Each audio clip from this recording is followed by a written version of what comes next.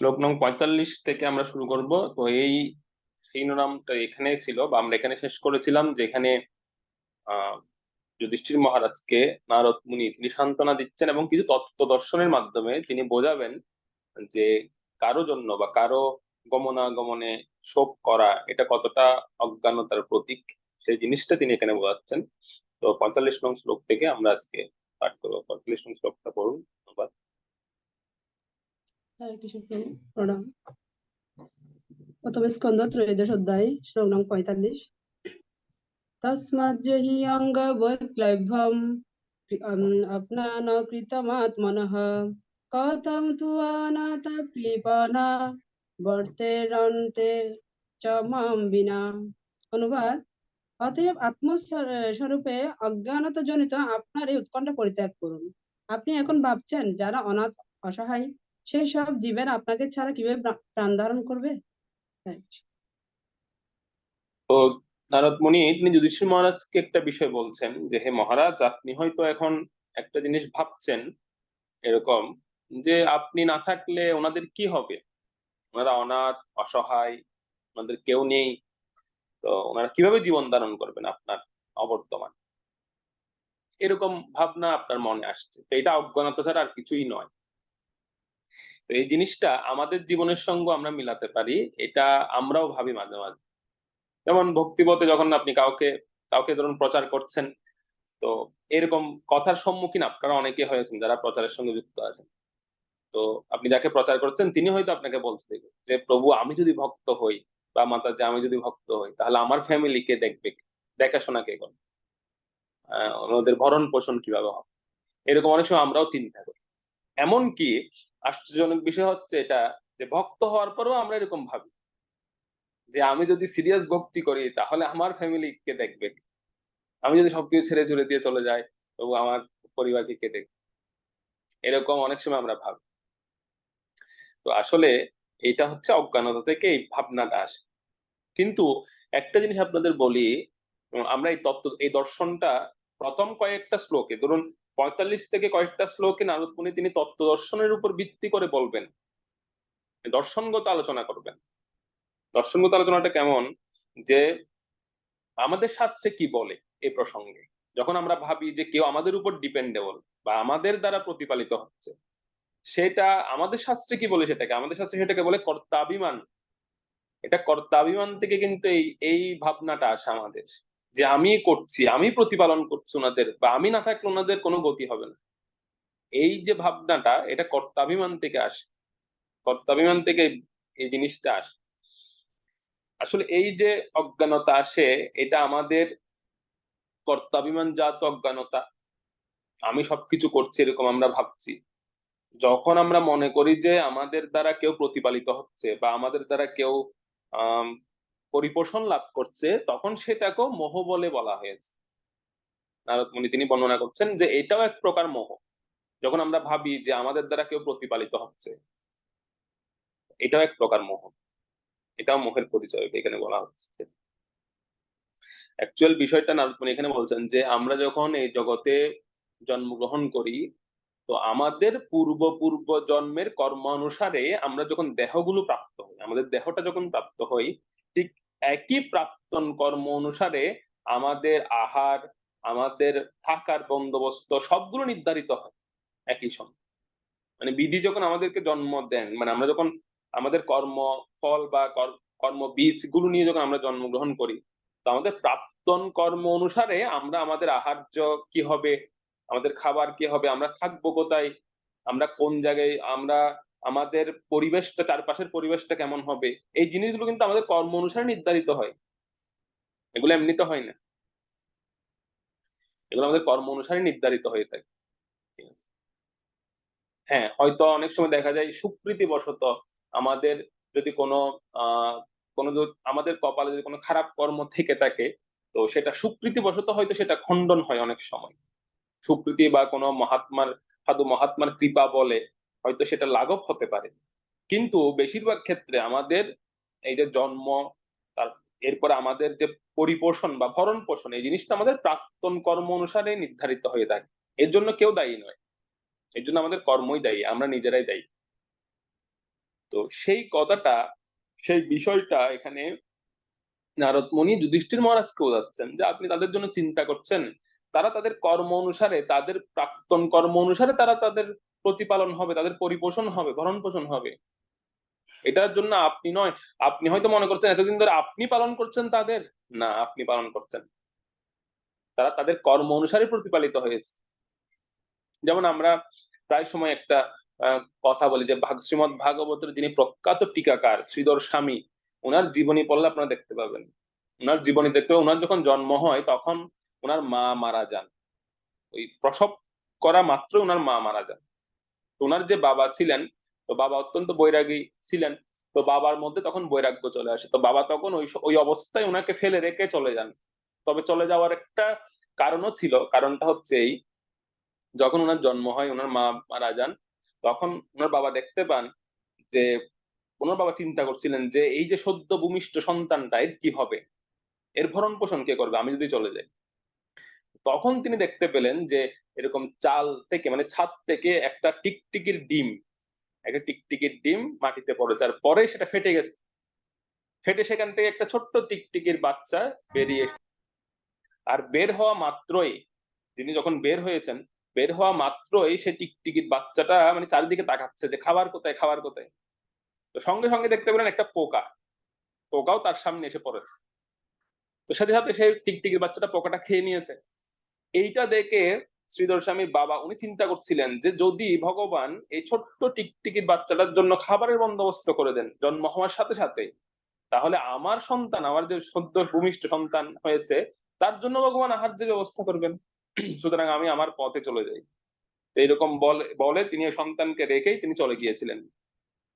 পরবর্তীতে উনি অন্য পালক মাতা পিতার ঘরে তিনি লালিত পালিত হন, উনি বড় হন। তো এমন নয় যে কারো জন্য কেউ আটকে থাকবে, বা কারো জন্য কেউ, কারো জীবন ধারণ বা কারো আহ কারো লালন পালন হওয়া এটা আটকে থাকবে, এরকম না। এরকম বহু বহু কাহিনী আমরা দেখতে পাই। ভগবান স্বয়ং তাদের পরিপোষণ বা ভরণ পোষণ করেন, অ্যাকচুয়াল তো ভগবানই করেন সব। তো আমরা মাঝখানে আমরা কর্তাভিমানটা আমাদের মধ্যে চলে আসে কিছু সময়ের জন্য, যখন দেখা যায় যে আমি হয়তো তাদের সহযোগ করছি, সাহায্য করছি, কিন্তু এই সহযোগ বা সাহায্য করতে করতে একটা সময় আমাদের মধ্যে সেই অভিমানটা চলে আসে যে না, আমি করছি, এটা আমার দ্বারা লালিত পালিত হচ্ছে, তাই আমি যদি না থাকি তাহলে এদের কোনো কিছু হবে না, বা এদের এদের এটা অনাথ হয়ে পড়বে, অসহায় হয়ে পড়বে।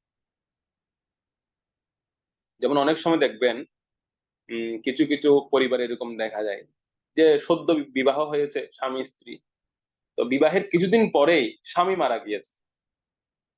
তো অনেক সময় আমরা ভাবি যে তাহলে স্ত্রীটার কি হবে, বা অনেক সময় দেখা যায় একটা সন্তান, সন্তান গর্ভ অবস্থায় স্বামীটা মারা গেল, তখন পত্নীর কি হবে, এরকম আমরা অনেক সময় ভাবি। কিন্তু আসলে কি কিছু হয়, পরবর্তী দেখা যায় যে সে তার মতো ঠিক এই ভরণ পোষণ বা তার মতো সে মেনটেনেন্স করছে বা চলছে সে। হ্যাঁ, হয়তো একটু কষ্ট হয়, এটা তার প্রাক্তন কর্ম অনুসারে সে প্রাপ্ত হয়, কিন্তু কারোর জন্য কারো জীবন আটকে থাকে না, সবার জীবনে কিন্তু ঠিক ঠিকই চলে যায়। এটাই বাস্তবতা।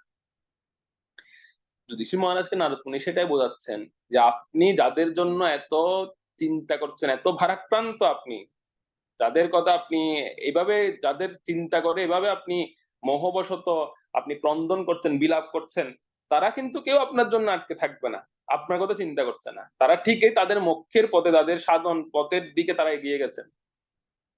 বরং বরং আপনি চিন্তা করছেন উল্টো, তাদের জন্য চিন্তা করে আপনার সময়টাকে নষ্ট করছেন। সুতরাং এদের জন্য চিন্তা করে কোনো লাভ নেই। যাদের দ্বারা ওনারা প্রতিপালিত হচ্ছেন, তিনি ওনারা ওনারা তার উদ্দেশ্যে বেরিয়েছেন ঘর থেকে। আর আপনি যদি মনে করেন যে আপনি তাদেরকে পরিপালন করছেন, তো একটা কথা শুনে রাখুন, একটা কথা আপনাকে বলে রাখি, যে যেরকম সাপের ছোবল প্রাপ্ত কোনো ব্যক্তি, মানে কেউ কোনো ব্যক্তিকে যদি সাপের ছোবল মারে, সেই ব্যক্তি কি আরেকজন সাপের ছোবল খাওয়া ব্যক্তিকে ভালো করতে পারবে? কোনোদিনও পারবে না। কারণ সে অলরেডি সাপের ছোবল খেয়েছে, তার অবস্থা এখন মৃত্যু শয্যায়, সে সে কি করে অন্যজনকে ভালো করবে? এই জগতে আমরা সবাই হচ্ছে এরকম, আমরা আমরা প্রত্যেকে হচ্ছে সেই সাপের ছোবল খাওয়া ব্যক্তির মতো, না আমরা প্রত্যেকেই যন্ত্রণায় কাতরাচ্ছি এই জগতে পড়ে। তো আমি কি করে আরেকজনকে আমি এই যন্ত্রণা থেকে উদ্ধার করব, বা আরেকজনকে আমি কিভাবে মনে করতে পারি যে না, আমি তাকে মুক্ত করব? বা তাকে আমি প্রতিপালন করছি, এটা আমরা কিভাবে ভাবতে পারি? সেই কথাটা পরবর্তী শ্লোকে নারদ মুনি বলছে। 46 নং শ্লোকটা পড়ুন, সেখানে বলা হবে। হরে কৃষ্ণ। শ্লোক নং 46। কাল কর্ম গুণাধীন দেহোয়ম পাঞ্চভৌতিকঃ কতমান্যস্ত গোপায়েত সর্পগ্রস্তো যথা পরম। অনুবাদ: এই পাঞ্চভৌতিক শরীরটি কাল, কর্ম ও গুণের বশবর্তী। তার ফলে সর্পগ্রস্ত হয়ে থাকার মতো সেই শরীর কিভাবে অন্যদের রক্ষা করবে?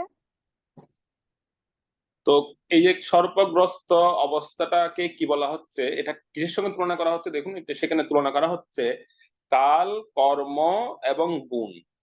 তিনটা গুণ, কাল, কর্ম, এই বিষয়গুলো নিয়ে আমরা জর্জরিত। এই জগতে এই সমস্যাগুলো নিয়ে আমরা জর্জরিত সবাই, প্রত্যেকে। তো আমরা কিভাবে আরেকজন ঠিক একই রকম ব্যক্তিকে আমরা মনে করতে পারি যে না, সে আমার জন্য আটকে আছে বা সে তাকে আমি ভরণ পোষণ করছি? এটা আমরা কখনো করতে পারি না। এটা কর্মের গুণে হচ্ছে এরকম। এটা কর্মের কারণে, কালের কারণে, সংযোগের কারণে এরকম হচ্ছে। এরকমও আছে, এরকমও হয়।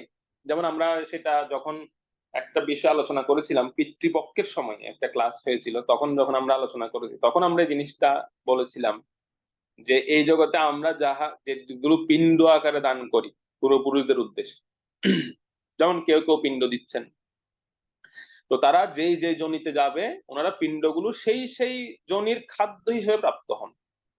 ঠিক আছে, আমরা যেই এই জন্মে যখন জন্মে যেগুলো আমরা পিণ্ড হিসেবে দিচ্ছি তাদেরকে, বা তাদেরকে যে জিনিসগুলো আমরা অর্পণ করছি মৃত্যুর পরে, তো ওনারা যদি দেখা গেল ওনারা পরবর্তী জন্মে দেখা গেল ওনারা পশু জনিতে জন্মগ্রহণ করেছে, তো সেখানে ওনারা ঘাস হিসেবে প্রাপ্ত হবে। সেই পিণ্ডগুলো ঘাস হিসেবে প্রাপ্ত হচ্ছে। যদি মানুষ হয়, অন্ন হিসেবে প্রাপ্ত হবে সেখানে ওনারা। তো সেজন্য আমরা কিন্তু আমাদের প্রাক্তন কর্মগুলোকে ভোগ করছি, বা সেগুলোর মাধ্যমে কিন্তু আমরা আমাদের জীবন ধারণ করছি। আমাদের জীবন ধারণের জন্য বা এর পেছনে আহ, একমাত্র ভগবান ব্যতীত আর কারো ভূমিকা নেই।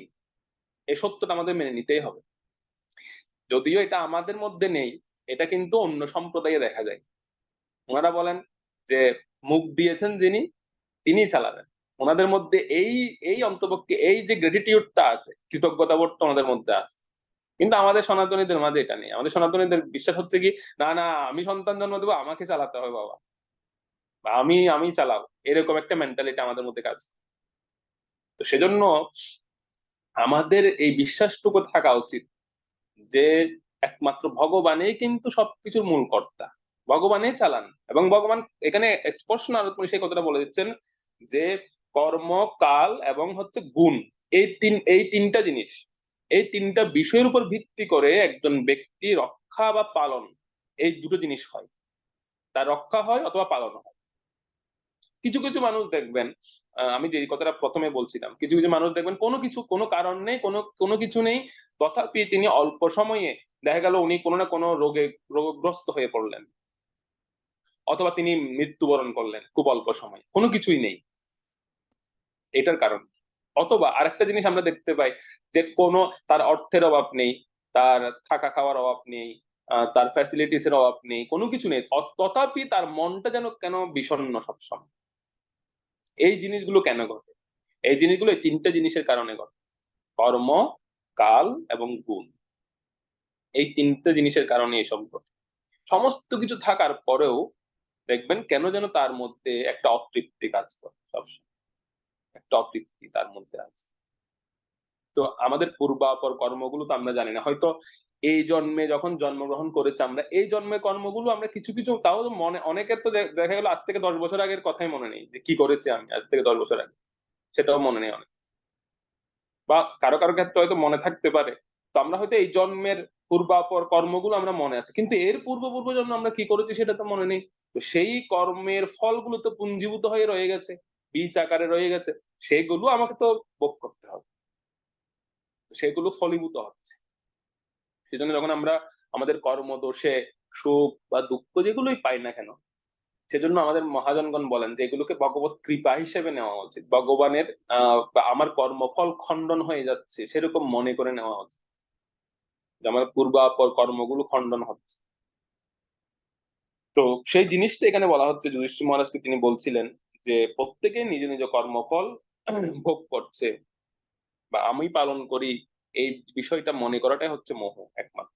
এটা মনে করাটাই মোহ। সেটা ভগবত ভক্তিতে, ভগবত ভক্তি কেবল আমাদেরকে এই জিনিসটা শেখায় যে ভগবত ভক্তির ফলেই এই কিভাবে এই কর্ম, কাল এবং গুণ, এই তিনটা জিনিস থেকে আমরা মুক্ত হব, এই সেই বিজ্ঞানটা আমাদের শিখতে হবে, সেই বিজ্ঞানটা আমাদের শেখা উচিত। আমাদের শোক না করে বা মোহ না করে বা এই ধরনের চিন্তা না করে, কর্তা অভিমান না রেখে আমাদের চিন্তা করা উচিত যে আমরা এই তিনটা জিনিস থেকে মুক্ত হব কিভাবে, ভগবত ভক্তির প্রভাবে আমরা মুক্ত হব। সেই ভগবত ভক্তিটা শেখা উচিত, সেই বিজ্ঞানটা আমাদের জানা উচিত। এটাই হবে আমাদের কাজ। অন্যগুলো কাজ, অন্যগুলো সব অপচিন্তা বা আমরা অনর্থক চিন্তা যাকে বলে। আর এইটা বলতে বলতে নারদ মুনি যে তিনি আরেকটা তত্ত্ব তিনি এখানে উপস্থাপন করছেন, সেই তত্ত্বটা হচ্ছে এই যে আসলে মহারাজ আপনি হয়তো মনে করছেন যে ভগবান সৃষ্টি করে দিয়ে শেষ, ভগবান আর কোনো অ্যাক্টিভিটি ছিল না। না, ভগবান সৃষ্টি করে দিয়ে শেষ নয়। ভগবান সৃষ্টি করে দিয়ে জীবকুল সৃষ্টি করে তিনি বসে থাকেননি। তিনি তাদেরকে সৃষ্টি করে তাদের আহারের বন্দোবস্ত করেছেন। করুন, সেটা হচ্ছে 47 নং শ্লোকে সেই কথাটা তিনি বলছেন, সেই তত্ত্বটা তিনি সেখানে বর্ণনা করেছেন।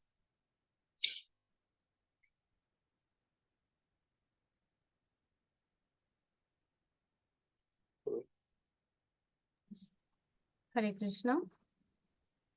অহস্তানি সহস্তানম পদানি চতুষ্পদম ফল্গুনি তত্র মহতাম জীবস্য জীবনম। অনুবাদ: হস্তরহিত প্রাণীরা হস্তযুক্ত প্রাণীদের শিকার, পদরহিত যারা তারা চতুষ্পদ প্রাণীদের শিকার। দুর্বল জীবেরা বলবান জীবদের জীবন ধারণের ভরসা এবং এক জীব অন্য জীবের খাদ্য, এটাই সাধারণ নীতি। তো এখানে একটা সুন্দর ফুড সার্কেল বর্ণনা করা হয়েছে, খাদ্য চক্র যাকে বলে ফুড সার্কেল বর্ণনা করা হয়েছে। ফুড সার্কেলটা হচ্ছে এমন যে আমরা যেটা বলছি, নারদমুনি বলছেন দেখো ভগবান তিনি জীবকুল সৃষ্টি করে দিয়ে তিনি বসে থাকেননি, তিনি একটা খাদ্য চক্র সৃষ্টি করে দিয়েছেন সঙ্গে সঙ্গে। সেই খাদ্য চক্রটা কেমন, যে অহস্তানি মানে যাদের হস্ত নেই, যারা হস্তরহিত, যাদের হাত নেই, তারা কাদের খাদ্য হবে, তারা হচ্ছে যাদের হাত আছে তাদের খাদ্য হবে। যেমন যেগুলো হরিণ, ছাগল, এগুলো হচ্ছে মানুষদের খাদ্য হয়। মানুষের হাত আছে, হরিণ ছাগলের হাত নেই, তো সুতরাং হরিণ ছাগল এগুলো তো মানুষের খাদ্য। ঠিক আছে? ঠিক কিনা? তার মানে মানুষ যে মাংসাহার করছে এটা ঠিক আছে না? এটা তো শাস্ত্রে বলা হচ্ছে যে হস্তানি সহস্তের, মানে যাদের হাত নেই, তারা যাদের হাত আছে তাদের খাদ্য হবে। তো হরিণ ছাগলের তো হাত নেই, সুতরাং এরা মানুষের যেহেতু হাত আছে মানুষের খাদ্য হবে। এরকমই তো এটা কিন্তু বলে বাইরের লোকেরা। এই যে এই শ্লোকটা দেখাবে আপনাদের, দেখে বলে দেখুন ভাগবতে বর্ণনা করা হচ্ছে যে যাদের হাত নেই তারা হাতওয়ালা মানুষদের খাদ্য হবে। মানুষের তো হাত আছে, তো এই পশু প্রাণীদের পাখিদের তো হাত নেই, সুতরাং তাদের আমরা খেতে পারবো, নির্দ্বিধায় খেতে পারবো, এটা ভাগবতে বলা হচ্ছে। আবার আরেকটা বলা হচ্ছে কি, যাদের পা নেই, পদরহিত, মানে গাছপালা, উদ্ভিদ, বিভিন্ন শস্যাদি, তৃণ, এসব হচ্ছে কাদের খাদ্য, যাদের পা আছে তাদের খাদ্য। তার মানে এই যে গরু, ছাগল, যারা এরকম পশু পাখিরা আছে, তারা কাদেরকে খায়, তারা তৃণভোজী, তারা তৃণগুলোকে খাবে যাদের পা নেই। কারণ গরু ছাগলের পা আছে, তো তারা কাদের খাবে, তারা যাদের পা নেই, মানে শাকসবজিদের খাবে। তাহলে আমরা শাকসবজি খাচ্ছি কেন? সব উল্টো হয়ে যাচ্ছে না? আমাদের খাদ্য ছিল কি, যাদের হাত নেই সেই সমস্ত প্রাণীদের আমরা ভোজন করব। আর যারা গরু ছাগল বা পশুরা আছে তারা কাদের খাবে, তারা হচ্ছে যাদের হাত বা যাদের পা নেই, অর্থাৎ তৃণগুলোকে তারা ভোজন করে। এরকমই তো ফুড সার্কেল নাকি? এরকম নয়। প্রভুপাদ তাৎপর্য খুব সুন্দরভাবে তিনি বিশ্লেষণ করেছেন। তিনি বর্ণনা করছেন যে হ্যাঁ, হয়তো অনেকে এরকম যুক্তি দেখাতে পারে যে আমাদের খাদ্য হচ্ছে এই সমস্ত হস্তরহিত প্রাণীগুলো হচ্ছে আমাদের খাদ্য, এরকম অনেকে যুক্তি দেখাতে পারে কিন্তু এই শ্লোকটা দিয়ে। কিন্তু না, আমরা তাৎপর্য একটু যদি দেখি তখন দেখবেন যে মানুষের জন্য মাংসাহারটা নয়, মাংসাহারটা মানুষের জন্য কখনোই প্রযোজ্য ছিল না, বা এটা কখনোই দেওয়া হয়নি। কারণ এখানে আরেকটা জিনিস বলা হয়েছে যে যে দুর্বল প্রাণীরা সবল প্রাণীদের তাদের জীবন ধারণের ভরসা হবে। মানে সবল প্রাণীরা দুর্বল প্রাণীদের উপরে তারা বেঁচে থাকবে, দুর্বল প্রাণীদের ভোজন করে বা তাদেরকে গ্রহণ করে তারা বেঁচে থাকবে, এরকম। এই অর্থে কি যুক্তিটা ঠিক? এই অর্থে যুক্তিটা ঠিক নয়। কারণ একটা প্রশ্ন, এখানে কিছু প্রশ্ন এবং নীতিবোধের একটা বিষয় আছে। শুধুমাত্র এই জিনিসটা দেখলে হবে না যে হস্তরহিত, এবার সেটা আমি খেতে পারবো, পদরহিত সেটা ওরা খাবে, এরকম বিচার্য নয়। কিন্তু এখানে এখানে কিছু নীতিবোধের বিষয় আছে এবং কিছু প্রশ্নও করতে হবে এখানে। প্রশ্নগুলো কি, নীতিবোধের বিষয়টা কি? প্রথমত নীতিটা হচ্ছে, আমরা মানুষ বলতে মনে করি মানুষ হচ্ছে সৃষ্টির শ্রেষ্ঠ জীব। এটা আমরা সব সময় দাবি করে আসছি যে মানুষ সৃষ্টির শ্রেষ্ঠ জীব। আচ্ছা, তো শ্রেষ্ঠ জীব হিসেবে তাহলে মানুষের জন্ম কি শুধুমাত্র খাবার খাওয়ার জন্য হয়েছে, শুধু ভোজন করার জন্য হয়েছে নাকি, নাকি অন্য কোনো কারণে মানুষের জন্ম হয়েছে, মনুষ্য করে জন্ম হয়েছে? প্রথম প্রশ্ন এটা করতে হবে আমাদের। প্রথম প্রশ্ন হচ্ছে এটি, এটা হচ্ছে নীতিগত প্রশ্ন, এগুলো নীতিবোধের বিষয়। মানুষের জন্ম শুধুমাত্র আহারের জন্য নয়, যে শুধুমাত্র আমি হস্তরহিতদেরকে ভোজন করব, এই জন্য মানুষের জন্ম হয়নি। শুধু খাবারের জন্য পৃথিবীতে আমরা এসে, এটাই আমাদের লক্ষ্য নয়। প্রথম প্রশ্ন করা উচিত যে আমাদের লক্ষ্য কি শুধুমাত্র খাবার খাওয়া? আরেকটা প্রশ্ন বা আরেকটা নীতির বোধের বিষয়টা হচ্ছে এটা, যে মানুষের মধ্যে সেই নীতিবোধটা কোথায়? অপর প্রাণীকে কষ্ট দেওয়া, এটা কি মানুষের নীতিবোধের মধ্যে পড়ে? যদি মানুষ সৃষ্টির শ্রেষ্ঠ জীব হয়, তাহলে শ্রেষ্ঠ প্রাণীর ধর্ম হচ্ছে অপরকে কষ্ট না দেওয়া। এটা হচ্ছে শ্রেষ্ঠ প্রাণীর ধর্ম। তো সেই নীতিতে বা সেই সূত্রে আমরা কিন্তু কখনো হস্তরহিত প্রাণীকে ভোজন করতে পারি না। কারণ আমরা সচরাচর, আপনারা সবাই জানেন, সবাই দেখতে পান যে যে সমস্ত প্রাণীগুলো হস্তরহিত, যেমন ছাগল, গরু বা বিভিন্ন এই যে প্রাণীগুলো আছে, হরিণ, এই সমস্ত গুলোকে যখন কাটা হয় বা এই সমস্ত গুলোকে যখন হত্যা করা হয়, তখন তারা অত্যন্ত কষ্ট পায়। এটা আমরা নিজেরাই আমরা আমরা দেখতে পাই সেই জিনিসটা। তো সেজন্য মানুষের দ্বিতীয় মূল্যবোধ হচ্ছে কি, যে মানুষ যদি শ্রেষ্ঠ জীবী হয়ে থাকে, তাহলে তার উচিত নয় অন্য প্রাণীকে কষ্ট দেওয়া। সেই সূত্রে সে মাংসাহার করতে পারে, সেই নীতিগত বিচার থেকে। এটা দ্বিতীয় বিষয়। তৃতীয় বিষয়টা কি, যে মানুষের জন্য ভগবান শাস্ত্র দিয়েছেন, যেটা এই হস্তরহিত পদরহিত প্রাণীদের জন্য ভগবান দেন। শাস্ত্র কিন্তু কেবলমাত্র মানুষের জন্য, কোনো প্রাণীর জন্য নয়। যেমন একটা বাঘ এসে ধরুন একটা মানুষকে খেয়ে ফেললো, তাহলে এখন যদি আমি তার সামনে ভাগবত নিয়ে বসি, বাঘের সামনে বলি, যাই বাঘ তুমি মানুষকে খেলে কেন? তোমাকে তো মানুষকে খাওয়ার জন্য শাস্ত্রে বিধান দেয়নি। তোমাকে বলা হয়েছে যাদের পা নেই তাদেরকে খেতে বলেছে, কিন্তু তুমি তো হাত পাওয়ালা মানুষকে খেয়ে ফেললে। বাঘ আপনার শাস্ত্র কথা শুনবে? বরং বাঘ এসে আপনাকে খেয়ে ফেলবে। সুতরাং তাদের জন্য শাস্ত্র নয়, শাস্ত্রটা তাদের জন্য নয়, শাস্ত্রটা হচ্ছে আমাদের জন্য, মানুষের জন্য। এটা প্রণয়ন হয়েছে মানব সভ্যতার জন্য। তো সেই শাস্ত্রে কি বলে? সেই শাস্ত্রে বলা হচ্ছে যে মানুষের প্রথম কাজ, মানুষ কেন পৃথিবীতে আসছে? আমরা প্রথম প্রশ্নটা আবার চলে যাই, যে মানুষের জন্ম শুধু খাওয়ার জন্য নয়।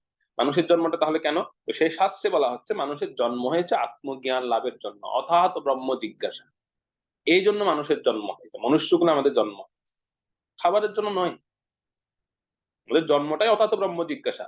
মানব সভ্যতার জন্ম হচ্ছে আত্মজ্ঞান দিয়ে, আত্মজ্ঞান লাভ করা। আর সেই আত্মজ্ঞান যখন আমরা লাভ করব, সেই আত্মজ্ঞানটা লাভ করার প্রসেসটা কি? একটার সঙ্গে একটা লিঙ্ক, কিন্তু একটা প্রশ্নের সঙ্গে লিঙ্ক। এখানে আত্মজ্ঞানটা লাভ করবো কিভাবে? তো আত্মজ্ঞান লাভ করার পন্থা হচ্ছে ভগবত প্রসাদের মাধ্যমে আত্মজ্ঞান লাভ করা। অর্জুন কি বলেছেন ভগবত গীতার শেষে? নষ্ট মোহ স্মৃতির লব্ধা তৎপ্রসাদাৎ ময়াচ্যুত। তৎপ্রসাদাৎ মানে তোমার প্রসাদে আমার নষ্ট মোহ, আমার মোহ নষ্ট হয়েছে, আমি স্মৃতি ফিরে পেয়েছি, মানে আমার আত্মজ্ঞান লাভ করেছি। তাহলে আত্মজ্ঞান লাভ হবে কিসের? তৎপ্রসাদাৎ মানে ভগবত প্রসাদ। ভগবানের প্রসাদে কেবলমাত্র আত্মজ্ঞান লাভ করা যায়।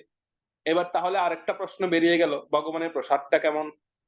সেটাও ভগবত গীতা ভগবান বলে দিয়েছেন, পত্রং পুষ্পং ফলং তোয়ম ইয়মে ভক্তা প্রয়োচ্যতি। যে ভক্ত আমাকে প্রীতিপূর্বক পত্র, পুষ্প, ফল, জল এই সমস্ত বিষয় অর্পণ করেন, সেটা আমি প্রীতি সহকারে গ্রহণ করি। সেখানে কিন্তু মাংস বা অন্য সমস্ত এই সমস্ত বিষয়ের কথা বলা হয়নি। ভগবান বলেননি সেটা যে আমাকে এগুলো দিলে আমি গ্রহণ করবো, এই কথাটা ভগবান বলেননি। বরং ভগবান বলেছেন আমাকে কি কি দেওয়া যাবে, মানে আমার প্রসাদ কি কি, কোন কোন কোন বিষয়টাকে আমার প্রসাদ হিসেবে নেওয়া যাবে, এটা ভগবান স্পষ্ট বলে দিয়েছেন। পত্রং পুষ্পং ফলং। তো সেই জিনিসগুলো আমরা যখন দেব ভগবানকে, এবং সেই বিষয়গুলো যখন আমরা গ্রহণ করব, তখন সেটা হবে তৎপ্রসাদ, তখন সেটা হবে ভগবানের প্রসাদ।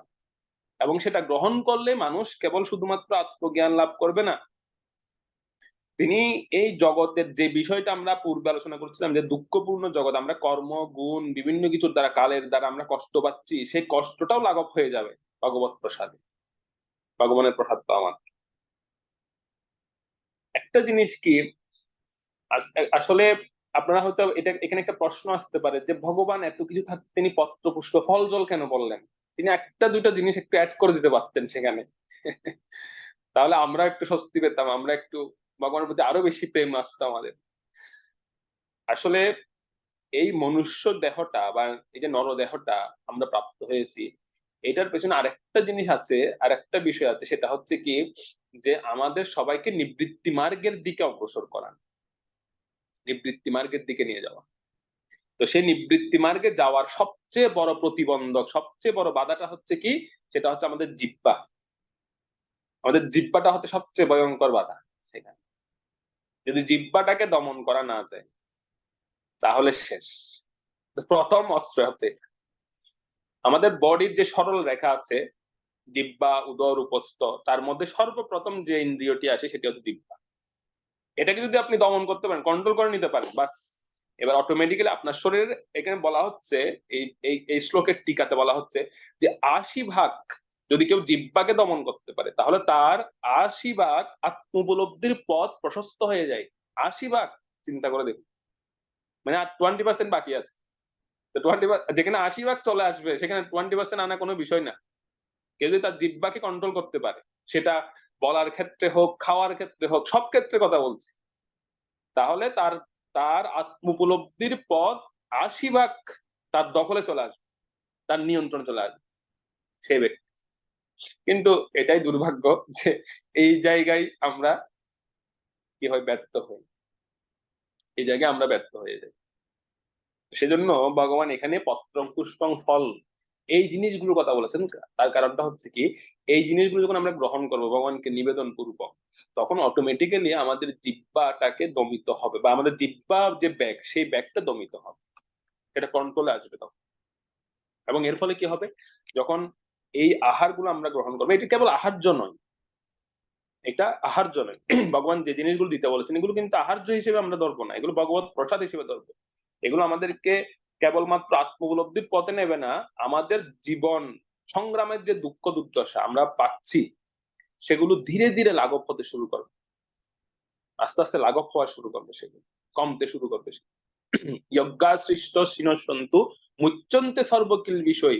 এই যে যজ্ঞের উচ্ছিষ্ট যখন আমরা গ্রহণ করা শুরু করবো, ভগবত প্রসাদ যখন গ্রহণ করব, তখন মুচ্যন্তে আস্তে আস্তে মুছতে শুরু করবে আমাদের সমস্ত কিল বিষয়, সমস্ত পাপ মুছে যাওয়া শুরু হবে, আমাদের কমতে থাকবে, ধীরে ধীরে কমতে থাকবে। যেগুলো আমাদের পূর্বাপর জন্মের, আমাদের আহ আমাদের অত্যন্ত আগের আগের প্রাক্তন কর্মগুলো যেগুলো জমা হয়ে আছে, সেগুলো আস্তে আস্তে কাটতে থাকবে, কমতে থাকবে সেগুলো।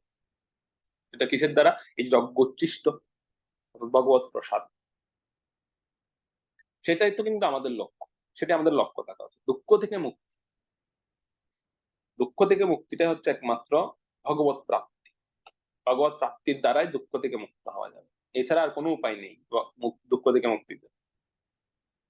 শাস্ত্রের নির্দেশে, শাস্ত্রের যে নির্দেশ, শাস্ত্রের যে সমস্ত নির্দেশগুলো দিয়েছেন সেগুলো কিন্তু আসলে মাংসাহারীদেরকে পশু মাংস আহার করার জন্য অনুপ্রাণিত করেনি সেখানে, বরং নিবৃত্ত করার জন্য দেওয়া হয়েছে। যদি কেউ বলে থাকে যে শাস্ত্রে এরকম বলা হয়েছে, মাংসাহারকে অনুমোদন করা হয়েছে, যদি মেনেও নেই, এটা তো শাস্ত্রে নেই, তথাপি যদি বলে যে হ্যাঁ আচ্ছা ঠিক আছে অনুমোদন দেওয়া হয়েছে কোনো কোনো জায়গায়, তবে সেটা তাদেরকে অনুপ্রাণিত করার জন্য নয়, বরং তাদেরকে বিরত করার জন্য দেওয়া হয়েছে। এটা মনে রাখতে হবে, এটা কোনো জায়গায় অনুমোদিত নয় এই মাংসাহার, কারণ এটার দ্বারা ভগবত প্রাপ্তি কখনো সম্ভব নয়। ভগবত প্রাপ্তি সম্ভব একমাত্র ভগবত প্রেম থেকে, বিশ্বাস থেকে এটা আসে। আর বিশ্বাসটা কখনো এই সমস্ত জিনিসের থেকে, এই সমস্ত বিষয় থেকে আসবে না। তার জন্য প্রয়োজন উপযুক্ত শরণাগতি, প্রয়োজন গুরুদেবের তত্ত্বাবধানে থেকে বা গুরুদেবের কথার উপর বিশ্বাস রাখা। এটা হচ্ছে সবচেয়ে সর্বাগ্রে, এই জিনিসটা সর্বাগ্রে প্রয়োজন, এটা ছাড়া কখনো সম্ভব। তাই হে মহারাজ, আপনি আপনার পিতৃব্যদের কথা চিন্তা করা ছেড়ে দিন। অর্থাৎ আপনি যাদেরকে পিতৃব্য বলে ভাবছেন, যাদেরকে আপনি ভাবছেন যে আপনি পরিপালন পরিপোষণ করেছেন, ভগবান তাদের জন্য অবশ্যই ব্যবস্থা করবেন। আপনি তাদের চিন্তা, তাদের কথা ছেড়ে দিন। ভগবান সবার জন্য বন্দোবস্ত করেন। প্রত্যেকের কথা ভগবান চিন্তা করেন, প্রত্যেকের হৃদয়ের ভাব ভগবান বোঝেন। এটা সুতরাং আপনি তাদের জন্য চিন্তা করা ছেড়ে দিন, ভগবানই তাদের পালন করবেন। আপনি সেদিকে লক্ষ্য দিন। কোন দিকে লক্ষ্য দিবেন? যে ভগবান তাদেরকে পালন করছে, এই সন্তুষ্টিটা আপনি হৃদয়ে আনুন। এটা হচ্ছে সবার আগে এই সন্তুষ্টি। 48 নং শ্লোকে আমরা যাই। 48 নং শ্লোকটা পড়ুন, সেখানে কি বলা আছে? হরে কৃষ্ণ। শ্লোক নং 48। তৎ ইদং ভগবান রাজন एको आत्मा आत्मनं स्वर्दिक অন্তর অ- অন্তর অনন্তর ভাতি পশ্চাত্তময়ারুদা। অতএব হে রাজন, আপনি কেবলমাত্র সেই পরমেশ্বর ভগবানকে অবলোকন করুন, যিনি এক এবং অদ্বিতীয়, যিনি বিভিন্ন শক্তির মাধ্যমে নিজেকে প্রকটিত করেন এবং যিনি অন্তরে ও বাইরে দুইভাবে প্রকাশিত। তো ভগবান দুই ভাগে প্রকাশিত। নারদ মুনি বললেন যে হে মহারাজ, ভগবান অন্তরে পরমাত্মা রূপে সবার সঙ্গে আছে, সবার মধ্যে আছে। এই জিনিসটা উপলব্ধি করাটা হচ্ছে সবচেয়ে বড় বিষয়। দেখুন, আমরা কিন্তু আমাদের বিগত জন্মে যদি আমরা একটু বিচার করি, তাহলে দেখবেন মা বাবা, স্ত্রী বা স্বামী, পুত্র, পরিবার, পরিজন, এগুলো কিন্তু এক এক জন্মে এক এক রকম পেয়েছে। এরকম কেউ নেই যে একদম জন্মান্তর ধরে একই স্বামী, একই স্ত্রী পেয়ে আসছেন, একই সন্তান সন্ততি পেয়ে আসছেন, এরকম নেই।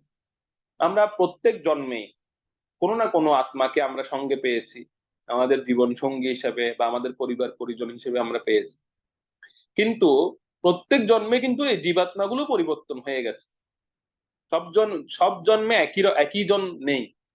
কিন্তু একজন ব্যক্তি, তিনি আমাদের সঙ্গে একদম সেই প্রথম দিন যেদিন আমরা বিচ্যুত হয়েছি, এই জড়জগতে পতিত হয়েছি, সেদিন থেকে কিন্তু তিনি আমাদের সঙ্গে আছে। তিনি কিন্তু পুরাতন, তিনি কিন্তু চেঞ্জ হয়নি। তিনি আমাদের সঙ্গে সঙ্গে যাচ্ছেন, প্রত্যেক জন্মে তিনি আমাদের সাথে সাথে যাচ্ছেন।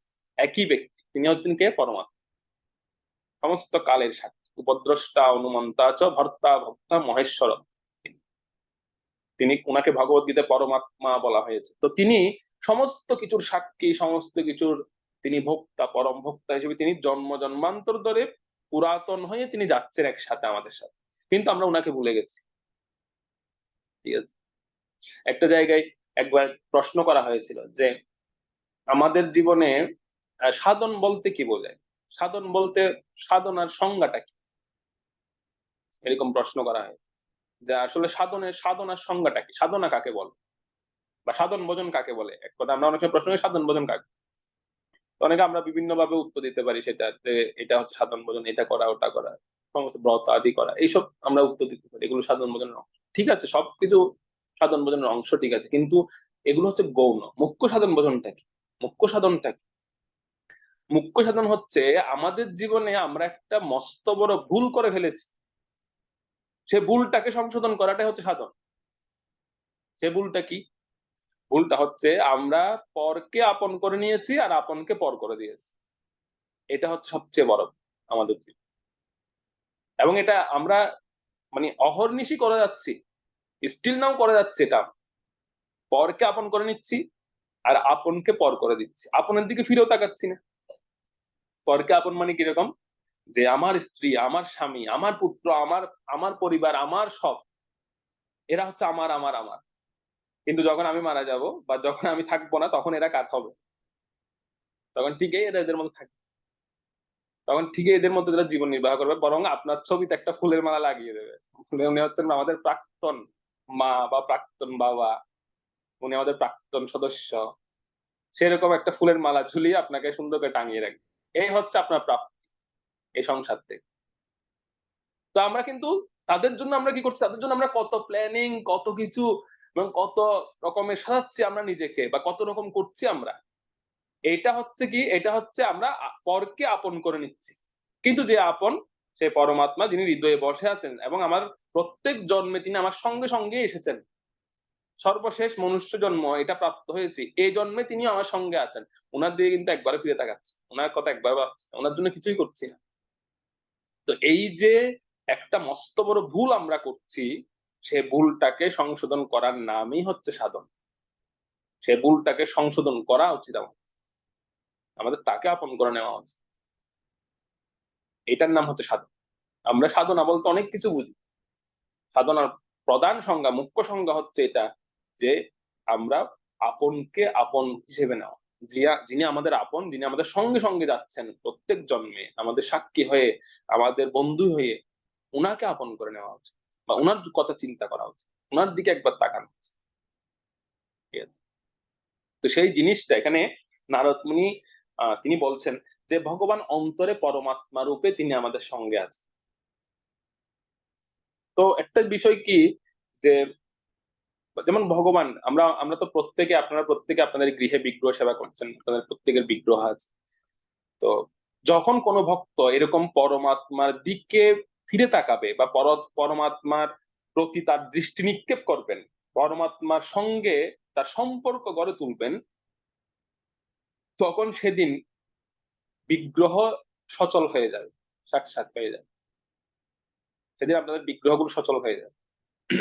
আমি জানি না আপনাদের বিগ্রহ সচল, নিশ্চয়ই আপনাদের সঙ্গে কথাবার্তা বলে। তো এইটা হচ্ছে পরম প্রাপ্তি সেদিন আমাদের, যেদিন বিগ্রহ আমাদের সঙ্গে কথা বল। যেদিন আপনি বিগ্রহ সামনে গিয়ে বলবেন হে কৃষ্ণ, বা হে রাধা মাধব, বা হে বার্ষবানবী মুরারি, বা হে গৌরনিতাই, তোমাদের খিদে লেগেছে? বিগ্রহ মাথা নাড়বে, হ্যাঁ খিদে লেগেছে, বা এভাবে মাথা নাড়বে, না খিদে লাগে। সেদিন মনে করবেন সেদিন হচ্ছে আপনার পরম প্রাপ্তি। সেই প্রাপ্তিটার জন্য আমরা সাধনা করছি। আর যখন যখন দেখবেন যে বিগ্রহ কথা বলছে না, সাড়া দিচ্ছে না, তখন মনে করবেন যে না, কিছুটা গড়বড় আছে, মানে আমি এখনো সেরকম করে নিতে পারিনি ওনাদের। বিগ্রহ কথা বলেন, বিগ্রহ সাড়া দেন, এবং তিনি ভাবের আদান প্রদান করেন, কিন্তু উনি জড় নন। এই কথাটা এখানে নারদ মুনি ওনাকে বোঝাচ্ছেন, যে অন্তরে পরমাত্মা রূপে আছেন তিনি। তো যখন উনাকে আমরা জাগরিত করতে পারবো, তখন এই বিগ্রহগুলো সচল হয়ে যাবে, বিগ্রহগুলো ভাবের আদান প্রদান করবে, বিগ্রহ ফিরে তাকাবে। একজন ভক্ত, তিনি আহ দ্বারকায় গিয়েছেন শ্রীনাথজিকে দর্শন করতে। তো শ্রীনাথজি তো আগে তিনি নাথদ্বারে গিয়েছেন, নাথদ্বারে রাজস্থানে, সেখানে শ্রীনাথজিকে দর্শন করতে গিয়েছেন। তো শ্রীনাথজি তো আগে গোবর্ধনে ছিলেন, শ্রীনাথ বিগ্রহটি গোবর্ধনে ছিলেন, গোবর্ধন থেকে পরবর্তী তিনি নাথদ্বারে চলে যান। তো সেখানে ব্রজবাসী ভক্ত, তিনি সেখানে গিয়েছেন। তো সেখানে তো সবাই ওনাকে দ্বারকাধীশ ভগবান হিসেবে জানেন, যে তিনি ঐশ্বর্যের প্রতিনিধি, দ্বারকাধীশ ভগবান রূপে জানেন। কেউ তো জানেন না যে উনি আগে গোবর্ধনে ছিলেন, বা তিনি বৃন্দাবনে ছিলেন, এটা জানতেন। তো অনেক ভক্তরা দর্শন করছেন, ভিড়, একদম প্রচুর ভিড় থাকে সেখানে, সে মন্দির। তো সবাই দর্শন করছেন, সবাই জয়ধ্বনি দিচ্ছেন, জয় দ্বারকাধীশ ভগবান শ্রীনাথজি কি জয়, এরকম করে জয় দিচ্ছেন সবাই। তো একজন ভক্ত, ব্রজবাসী ভক্ত, তিনি বর্ষানা থেকে গিয়েছেন। তো তিনি হঠাৎ জয়ধ্বনি দিলেন যে আহ, আমাদের বর্ষানার জামাই দ্বারকাধীশ দ্বারকানাথ শ্রীনাথজি কি জয়। এটা যখন বলেছেন, শ্রীনাথজি তাড়াতাড়ি তাকিয়েছেন ওনার দিকে। শ্রীনাথজির দৃষ্টিটা সবসময় নিচের দিকে থাকে, মানে সবসময় আপনার শ্রীনাথ বিগ্রহটা দেখবেন, শ্রীনাথ বিগ্রহটার দৃষ্টিটা হচ্ছে নিচের দিকে, এবার নিচের দিকে তাকিয়ে আছেন, মানে খুব লজ্জা লজ্জা লজ্জা একটা ভাব, নিচের দিকে তাকিয়ে আছেন তিনি, ওনার দৃষ্টিটা সবসময় নিচের দিকে। কিন্তু যেই ভক্তটা বলেছেন যে আমাদের জামাই, জামাই যখন বলেছেন, তখন উপরের দিকে তাকিয়েছেন, আর উপরের দিকে তাকিয়ে তাকিয়ে এরকম ইশারা করছেন হাত দিয়ে, এই চুপ, এই আমার এই পরিচয়টা এখানে দিও না, আমার এই পরিচয় এখানে দিও না, আমি ওটা বৃন্দাবনের ওই পরিচয়টা, এখানে সবাই, এখানে কেউ জানে না যে আমি আমি বর্ষানার জামাই, এটা আমাকে কেউ জানে না, এই এই হিসেবে কেউ আমাকে জানে না। এখানে সবাই জানে আমি দ্বারকার জামাই, দ্বারকাতে আমি আছি। তো এটা কেন? কারণ ওই ভক্তটা ভগবানকে মানে চেতন হিসেবে মনে করেছে। বাকিরা তো সবাই শ্রীনাথ বিগ্রহ দর্শন করে করে এই জয়ধ্বনি দিয়ে দিয়ে চলে যাচ্ছেন, কিন্তু ওই ভক্তটা কি বলেছেন যে না, আরে আমাদের বৃন্দাবনের কৃষ্ণ, আমি তাকে জামাই বলে ডাকবো, আমাদের বর্ষানার সে তো, বর্ষানার তো স্বাভাবিকভাবে জামাই তিনি, তো আমরা জামাই বলে সম্বোধন করবো, আমরা জামাই হিসেবে বলবো, তাকে ডাকবো। তো এটা শুনে ভগবান লজ্জা লেগে গেছে, কেউ যদি কাউকে জামাই হিসেবে ডাকে তখন তো তার একটু লজ্জা লাগে। তো ভগবান তখন উনি দৃষ্টিটা নিচ থেকে উপরে তুলেছেন, আর ভক্তটাকে দেখেছেন, আর দেখে ইশারা করছেন যে এই এই পরিচয় আমাকে কি ডেকো না।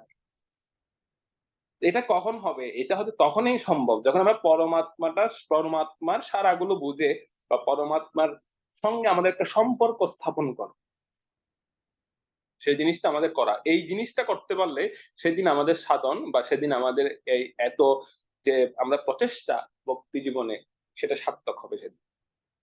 সেজন্য জগন্নাথ মুনি যুধিষ্ঠির মহারাজকে এই কথাটা বোঝাচ্ছেন যে ভগবান আমাদের অন্তরে পরমাত্মা রূপে আছেন, তিনি প্রতিপালন করার জন্য তিনি আছেন। আর বাইরে তিনি কি রূপে আছেন? বাইরে তিনি তিনটা রূপে আছেন, সাধু, গুরু এবং শাস্ত্র। এই তিন রূপে তিনি অবস্থান করছেন বাইরে। অন্তরে পরমাত্মা রূপে, আর বাইরে তিনি তিনটা প্রকাশে, ত্রিবিধা মূর্তি বলা হয়ে থাকে। এই ত্রিবিধা মূর্তি মানে তিনটা প্রকাশ স্বরূপে তিনি বিরাজ করছেন, সাধু, গুরু এবং শাস্ত্র।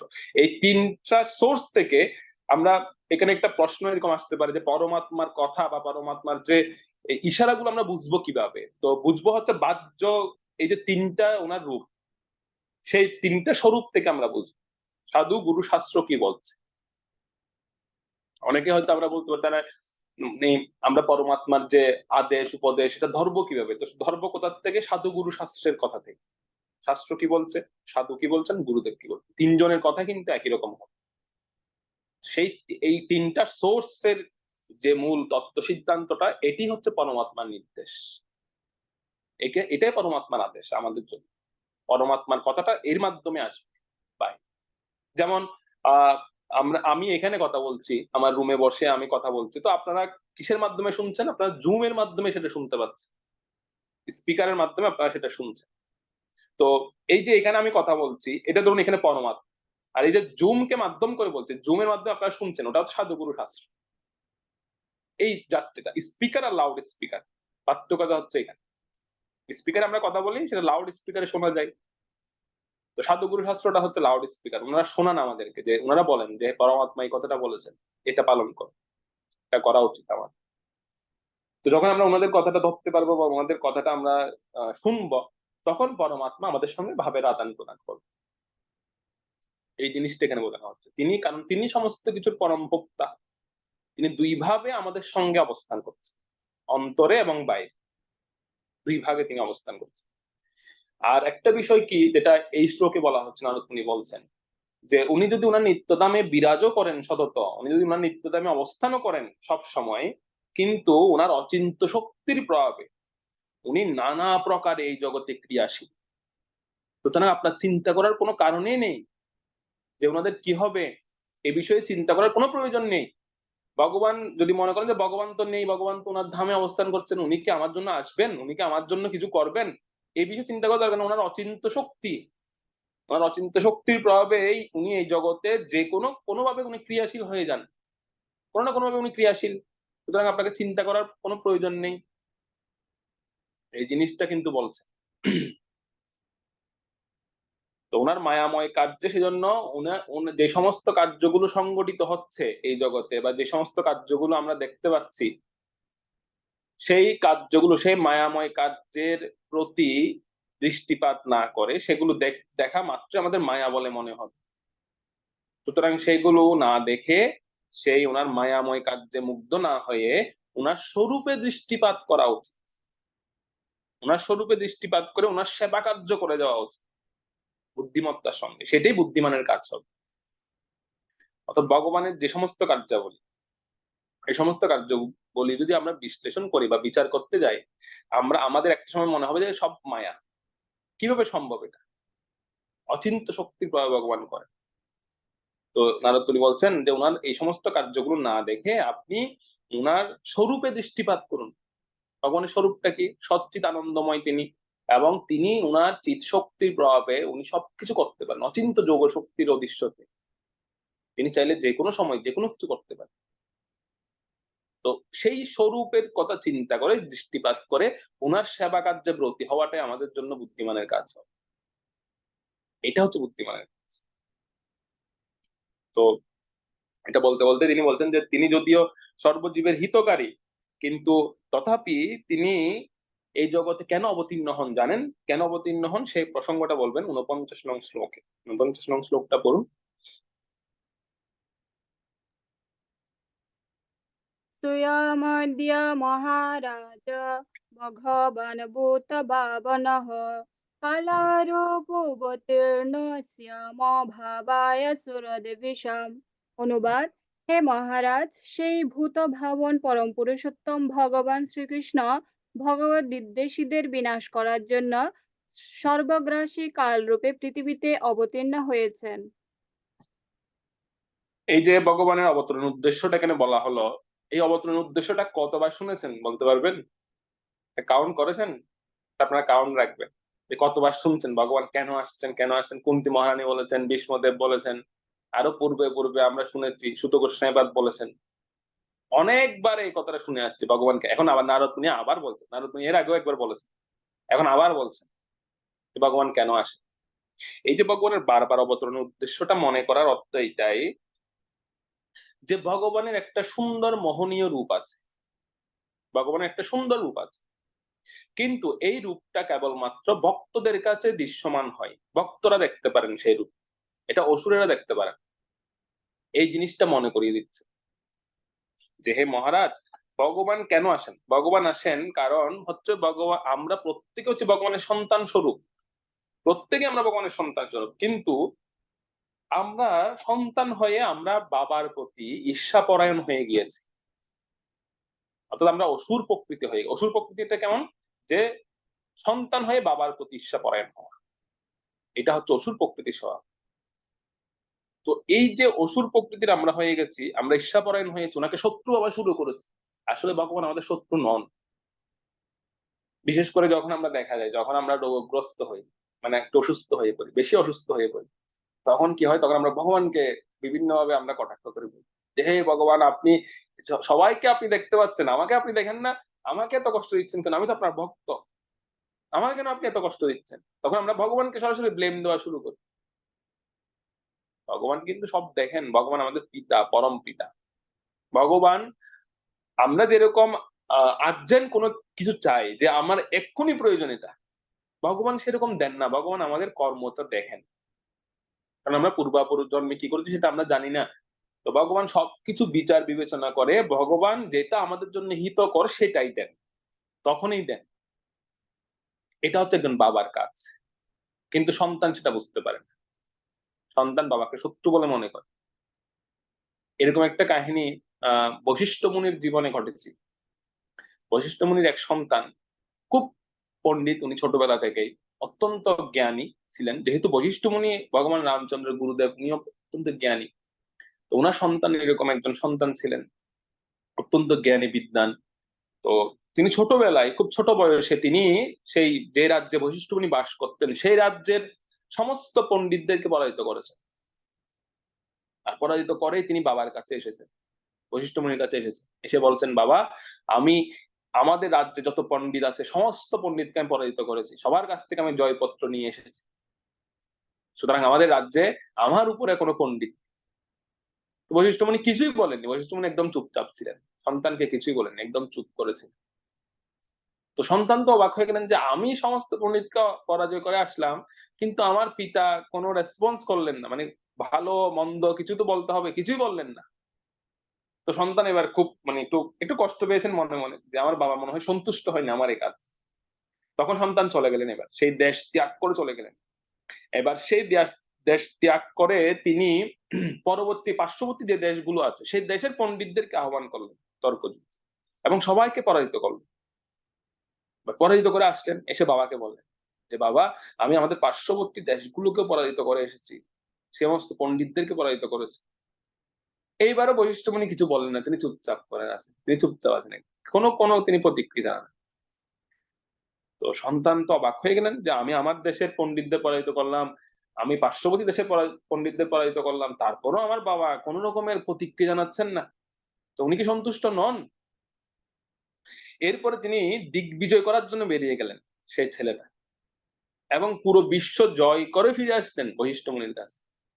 সমস্ত বিশ্ব জয় করে জয়পত্র নিয়ে বশিষ্ঠ মুনির কাছে এসে বললেন যে বাবা, আমি পুরো বিশ্ব, সমস্ত বিশ্বের পণ্ডিতদেরকে হারিয়ে আমি সমস্ত বিশ্বে দিগ্বিজয়ী খ্যাতি নিয়ে আমি ফিরে এসেছি। কিন্তু এইবারও বশিষ্ঠ মুনি কিছু বললেন, তিনি চুপচাপ করে আছে। তো এবার সন্তান চিন্তা করা শুরু করেন যে আমার বাবা নিশ্চয় আমার এই যে অর্জন, এই অর্জনে খুশি নন, উনি আমার শত্রু। তো কি করতে হবে? শত্রুকে কি করা উচিত? শত্রুকে পথ থেকে সরিয়ে দেওয়া উচিত, শত্রুকে বধ করা উচিত। তো এরকম সন্তান চিন্তা করছে মনে মনে যে রাত্রে যখন বাবা ঘুমাবে তখন গিয়ে বাবাকে বধ করে দেবো, মানে বাবাকে মেরে ফেলবো। কারণ তিনি আমার আমার অর্জনে খুশি নন, সুতরাং তিনি তো আমার আমার শত্রুই বটে। তো এরকম চিন্তা করে সন্তান বসে আছেন। তো রাত্রিবেলা যখন রাত হলো তখন এসেছেন ছুরি হাতে বাবাকে হত্যা করার জন্য। তো ঘরে প্রবেশ করতে যাবেন, তখনই হঠাৎ বশিষ্ঠ মুনি, তিনি বয়স্ক মানুষ, তো তোরা রাত্রি বেলা হঠাৎ ঘুম ভেঙে গেছে, তিনি উঠেছেন। তো উনি উঠে বাতি জ্বালিয়েছেন ঘরে, আর ওনার পত্নী জিজ্ঞেস করছেন যে কি ব্যাপার। তখন পত্নীকে তিনি হঠাৎ রাতে, ওনার ঘুম ভেঙে গেছে, উনি বলছেন কথায় কথায় কথাবার্তা হচ্ছে, উনি পত্নীকে বলছেন যে দেখো, যে আজকের দিনে আমার মতো খুশি আর কেউ নেই, কারণ আমার ছেলে সমস্ত বিশ্বে দিগ্বিজয় করে এসেছেন, তার পাণ্ডিত্য অর্জন করে এসেছেন। তো আমি অত্যন্ত খুশি, সেজন্য সেই খুশিতে আমার ঘুম হচ্ছে না, আমার ঘুম আসছে না, আমার খুব আনন্দ হচ্ছে। এটা ওনারা পতি পত্নী আলোচনা করছেন, আর শুনছে কে? দরজার বাইরে দাঁড়িয়ে ছেলে শুনছে এইসব কথা। তো পত্নী তখন বলছে যে আসলে আমিও আপনাকে জিজ্ঞেস করে ভাবছিলাম যে আমার ছেলেটা যে এইভাবে একটার পর একটা অর্জন করছিল, আপনাকে বলছিল বারবার, কিন্তু আপনি কোনোটা সাই দিচ্ছেন, তাকে একটু বলছেন না, তাকে একটু বাহবা দিচ্ছেন না, তার একটু সুনাম করছেন না। তো আমি আপনাকে এটা জিজ্ঞেস করবো করবো ভাবছিলাম যে কেন আপনি এরকম করছেন তার সাথে। তো তখন বশিষ্ঠ মুনি বললেন যে দেখো, যদি প্রথম দিন আমি তাকে প্রশংসা করতাম, মানে যেদিন সে আমাদের দেশের পণ্ডিতদেরকে পরাজিত করেছে, সেদিন যদি আমি তাকে প্রশংসা করতাম, তাহলে সে কোনোদিনও আমাদের এই দেশ থেকে বাইরে যেত না। সে মনে করতো এটাই আমার জীবনে সবচেয়ে বড় অর্জন, আমি এটা পেয়ে গেছি মানে শেষ, আমি আমার বাবার প্রশংসাও পেয়ে গেছি, সুতরাং আমি হচ্ছে এখন শ্রেষ্ঠ। তার মধ্যে জেদটা আসতো না যে আমি দেশের বাইরে যাব। এবং যেদিন সে দেশের বাইরে গিয়ে দেশের বাইরের পণ্ডিতদেরকে পরাজিত করলেন, ফিরে আসলেন, সেদিন যদি আমি তার প্রশংসা করে দিতাম, তাহলে সে বিশ্ব জয় করার চিন্তা তার মধ্যে থাকতো না, সে জ্ঞান অর্জনের চিন্তা করতো না। তো সে এরপরে সে আরো আরো পড়াশোনা শুরু করেছে, আরো জ্ঞান অর্জন করা শুরু করেছে, এবং সে বিশ্ব জয় করে ফিরে এসেছে। তো সুতরাং আজকে আমি খুব খুশি। তবে আমি কেন খুশিটা দেখাচ্ছি না, কারণ তার এখনো আত্মদর্শনের বাকি আছে কিছু। যখন তার আত্মদর্শনটা পরিপূর্ণ হবে, সেদিন আমি তার সামনাসামনি প্রশংসা করবো।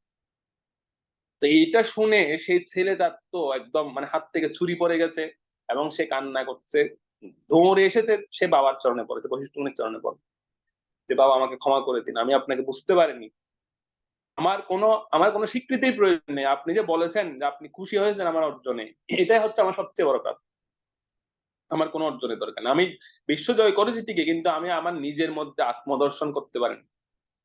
এটা যেটাকে বলে বিদ্যাবান।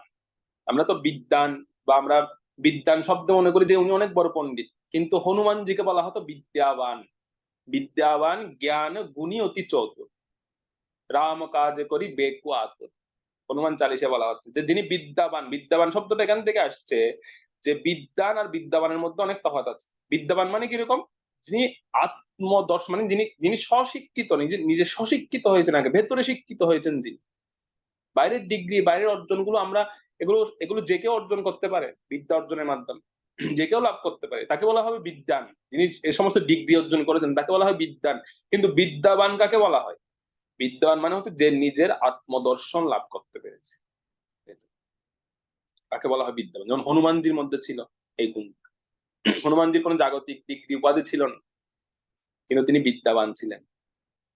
ওনার মধ্যে বিদ্যার সঠিক প্রয়োগ কোন স্থানে করা উচিত, বা একজন বিদ্বানের ভূমিকাটা কেমন, একজন বিদ্বানের চরিত্রটা কেমন হওয়া উচিত, সেই গুণটা হনুমানজির মধ্যে ছিল, সেজন্য ওনাকে বিদ্যাবান বলা হতো। হনুমানজি এর নাম হচ্ছে বিদ্যাবান, সঠিক সঠিক জ্ঞানটা, সঠিক বিদ্যাটা। যেমন ভগবত গীতায় হচ্ছে বিদ্যা বিনয় সম্পন্নে ব্রাহ্মণে গভীহস্তি শুনি চেব সপাকেচ পণ্ডিতা সমদর্শিন। তাকে পণ্ডিত বলা হয় যে গাবি চন্ডাল কুকুর সবাইকে সমদর্শন করেন, তাকে পণ্ডিত বলা হয়। সুতরাং পণ্ডিত শব্দটা আমরা তো যার তার নামের আগে বসিয়ে দিচ্ছি, কিন্তু পণ্ডিত অর্থ এটা নয় শুধুমাত্র তার পাণ্ডিত্য থাকলে তাকে পণ্ডিত বলা উচিত নয়। পণ্ডিত শব্দের অর্থ ভগবত গীতায় বলা হচ্ছে যে যিনি সমদর্শন আগে যার মধ্যে আসবে, তিনি হচ্ছেন পণ্ডিত। চাণক্য পণ্ডিত তো আরো কঠিন শব্দ বলেছেন। চাণক্য পণ্ডিত বলছেন পণ্ডিত তাকে বলা হবে, কাকে বলা হয়? তিনি বলেছেন মাতৃবৎ পরদাসু, যিনি পরস্ত্রীকে মায়ের মতো দর্শন করেন, লোষ্টবৎ পরদ্রব্যেষু, পরের দ্রব্যকে যিনি মাটির মতো দেখেন এবং আত্মবোধ সর্বভূতেষু, যিনি সবাইকে আত্মবোধ দর্শন করেন, নিজের মতো দর্শন করেন, তিনি হচ্ছেন সপণ্ডিতা। ইনি হচ্ছেন সপণ্ডিত, তিনি উনাকে পণ্ডিত বলা হয়েছে। চাণক্য পণ্ডিত আরো কঠিন কথা বলেছে। সেজন্য পণ্ডিত হওয়া বা বিদ্যাবান হওয়া এটা যতটা না বলা সহজ, এটা প্রকৃতপক্ষে এটা তাদেরকে বলা যাবে তাদের মধ্যে এই কোয়ালিটিস গুলো থাকবে, তারাই হচ্ছে বিদ্যাবান ও তারাই হচ্ছে পণ্ডিত। তো এখানে যে ভগবানের অবতরণের কথাটা নারদ মুনি এখানে বর্ণনা করছেন, যে তিনি এই জিনিসটাই বোঝাচ্ছেন যে দেখুন মহারাজ, যখন বুঝতে পারি যে এই জগতে ভগবান যখন দেখেন যে অসুর প্রকৃতি স্বভাব লোক এই জগতে বৃদ্ধিপ্রাপ্ত হয়, তখন ভগবান আসেন। কেন আসেন? তিনটা শ্রেণী আমরা দেখতে পাই, একটা হচ্ছে অসুর, একটা হচ্ছে দেব সংস্কৃতির লোক, আর একটা হচ্ছে শুদ্ধ ভগবত ভক্ত। তিনটা ক্যাটাগরি। অসুর ক্যাটাগরিটা হচ্ছে খুব নিম্ন, দেব সংস্কৃতি হচ্ছে মাঝামাঝি, আর শুদ্ধ ভক্তগণ তারও ঊর্ধ্বে। তো ভগবান কাদেরকে পোষণ করেন? ভগবান দেব সংস্কৃতিকে পোষণ করেন। ভগবান অসুর সংস্কৃতিকে কখনো পোষণ করেন না, তাদেরকে বিনাশ করেন, তাদেরকে দণ্ডদান করেন ভগবান। তো ভগবান পোষণ করেন কারকে? দেব সংস্কৃতিকে ভগবান পোষণ করেন, যারা দেবতা গুণ সম্পন্ন, তাদের মধ্যে দৈব গুণ আছে, তাদেরকে ভগবান পোষণ করেন। আর শুদ্ধ ভক্ত ভগবানের পোষণের উপর নির্ভরই করেন না। শুদ্ধ ভক্তিটা হচ্ছে এরকম লেভেলে আছে যেখানে ভক্ত মনে করেন যে আমার পোষণের দরকার নেই, মা রবি রাখ হবি জয়ীচা তোহারা। এটা হচ্ছে শুদ্ধ ভক্তের মেন্টালিটি। তুমি আমাকে মারো গাটো যাই খুশি তাই করো, শুধু একটা জিনিস করবে, একটা জিনিস চাই, যে কখনো যেন তোমার স্মৃতি কখনো বিস্মৃত না হইয়া। যেমন দেবতারা অনেক সময় ভগবানের কাছে প্রার্থনা করেন যে প্রভু আমরা বিপদে পড়েছি, আমাদেরকে একটু রক্ষা করুন প্রভু, রক্ষা করুন প্রভু, রক্ষা করুন। এরকম দেবতারা প্রার্থনা করতে থাকে, কিন্তু শুদ্ধ ভক্ত সেটাও চায় না ভগবানের কাছে। শুদ্ধ ভক্তের একটাই প্রার্থনা যে প্রভু কোন অবস্থায় যেন তোমার স্মৃতি বিস্মৃত না হয়, এইটাই প্রার্থী। যেটা আমরা বলছিলাম যে বিগ্রহ তার সঙ্গে সাক্ষাৎ ভাবে আদান প্রদান করবেন, এইটাই ভক্ত চাই, যে অন্ততপক্ষে আমাকে বারবার জন্ম দাও, কোনো ক্ষতি নেই, কিন্তু তুমি আমার সঙ্গে কথা বলো, তুমি আমার সঙ্গে ভাবের আদান প্রদান। এটা হচ্ছে ভক্তের প্রার্থনা। যেমন একজন ভক্তের কাছে আমি একটা জিনিস শুনলাম, এটা আমার খুব ভালো লেগেছে এবং আমিও মনে মনে এটা প্রার্থনা করি, বা এটা চাই, এই প্রার্থনাটা আমার খুব ভালো লেগেছে। সেটা হচ্ছে যে পৃথিবীতে যারা ভগবানের কথা বলেন, মানে যারা কথাবাচক, যারা ভগবত কথা বলেন বা বিভিন্ন আহ ভগবানের কথা বলেন, তো আমরা দেখি কি সিস্টেমটা হচ্ছে এরকম যে ভগবানের কথা যারা বর্ণনা করেন তাদেরকে কিছু দক্ষিণা দিতে হয়। তাদেরকে কিছু দক্ষিণা কথার শেষে বা পাঠের শেষে কিছু দক্ষিণা আমরা দিই, এটা হচ্ছে তাদের প্রাপ্তি হিসাবে। তো একজন ভক্ত এরকম বলছিলেন যে উনি পৃথিবীতে ভাগবত কথা বলছেন, ভগবানের কথা বাণী প্রচার করছেন। তো উনি তখন বলছেন যে আমার মৃত্যুর পরে তো আমি যেহেতু পৃথিবীতে ভগবানের কথা বলছি, তো মৃত্যুর পরে গতি কি? মৃত্যুর পর তাদের গতি হচ্ছে বৈকুণ্ঠ প্রাপ্তি, বৈকুণ্ঠে যাবেন। যারা ভগবানের কথা বলেন তাদের মৃত্যুর পর গতি হচ্ছে বৈকুণ্ঠে যাবেন, তো তিনি বৈকুণ্ঠে যাবেন। তো আমি জিজ্ঞেস করছি আচ্ছা আপনি বৈকুণ্ঠে গিয়ে কি করবেন? তো উনি বলছেন আমি বৈকুণ্ঠে গিয়েও ভগবানের কথা বলবো। এখানে কাকে শোনাবেন? ভগবানকে শোনাবো। উনি বলছেন আচ্ছা, তো ভগবান তো ওনার কথা শুনতে খুব ভালোবাসেন, বৈকুণ্ঠও কিন্তু ভগবত কথা হয়। আচ্ছা, তো ভগবানের কথা শুনবেন। আচ্ছা, তখন উনি বলছেন তো আমি কেন ভগবানের কথা শোনাবো জানেন? ভগবানের তো ভগবানের কথা শুনে লাভ নেই, উনি তো জানেন উনি কি কি লীলা করেছেন, তথাপি ওনাকে শোনাবো। কেন শোনাবো? যে উনি শোনার পরে উনি আমাকে দক্ষিণা দিতে চাইবেন। উনি বলবেন যে পাঠকের তো দক্ষিণা লাগবে, তো দক্ষিণা স্বরূপ আমি ওনার কাছ থেকে তিনটা জিনিস চাই। কি কি চাইবেন? যে আমি ভগবানকে বলবো যে প্রভু আমাকে যদি আপনি দক্ষিণা দিতেই হয়, বা দক্ষিণা দেওয়াটা তো নিয়ম, তো আপনি আমাকে দক্ষিণা দিবেন। তো কোনো সময় যদি ভগবান ভুলেও যান, আমি কিন্তু নিজের থেকে চেয়ে নেবো ভগবানের কাছ থেকে যে প্রভু দক্ষিণা দিন, আমাকে দক্ষিণা দিন, এটা নিয়ম। তো কি দক্ষিণা? উনি বলছেন আমি তিনটা জিনিস চাইবো। কি তিনটা জিনিস চাইবেন ভগবানের কাছে? যে প্রথমত হচ্ছে আপনি আমাকে মানব শরীরে, মানে মানব দেহে আপনি আমাকে আবার জন্ম দিন, অর্থাৎ মনুষ্যকুলে আপনি আমাকে জন্ম দিন, একটি আহ শুদ্ধ বৈষ্ণব গৃহে আপনি আমাকে জন্ম দিন। এটা হচ্ছে প্রথম চাওয়া, এটা প্রথম। আচ্ছা, দ্বিতীয় হচ্ছে কোন পবিত্র ধামে, ভগবানের কোন পবিত্র লীলাস্থলিতে আপনি আমাকে জন্ম দিন, এটা হচ্ছে দ্বিতীয় চাওয়া। আর তৃতীয় চাওয়াটা কি? তৃতীয় চাওয়াটা হচ্ছে শুদ্ধ বৈষ্ণব গৃহে পবিত্র ভূমিতে জন্মগ্রহণ করে যেন তো আপনাকে যেন কোনোদিন আপনার স্মৃতি যেন কখনো বিস্মৃত না হয়, সেই রকমের একটা পরিবেশ আমাকে দান করে, তাহলে আপনি আমাকে বারবার জন্ম দিন, আমার কোনো ক্ষতি নেই। কিন্তু এছাড়া এই দক্ষিণা ছাড়া অন্য কোনো দক্ষিণা দিলে আমি নেবো না। উনি বলছেন এই তিনটা জিনিস আমি ভগবানের কাছে চাইবো দক্ষিণা স্বরূপ, যে আমাকে শুদ্ধ কোনো বৈষ্ণব গৃহে, আমাকে কোনো পবিত্র ভূমিতে, এবং সম্পূর্ণ আপনার প্রতি মতি যেন থাকে সেরকম একটা পরিবেশে যেন আমার জন্ম, সেরকম আমাকে 100 বার জন্ম দিন, আমার তাতে কোনো আপত্তি। আমার কাছে এই প্রার্থনাটা খুব ভালো লাগে, যে কত সুন্দর প্রার্থনা, তিনি ভগবানের কাছে দক্ষিণা স্বরূপ চাইবেন সেখানে বৈকুণ্ঠে গিয়ে।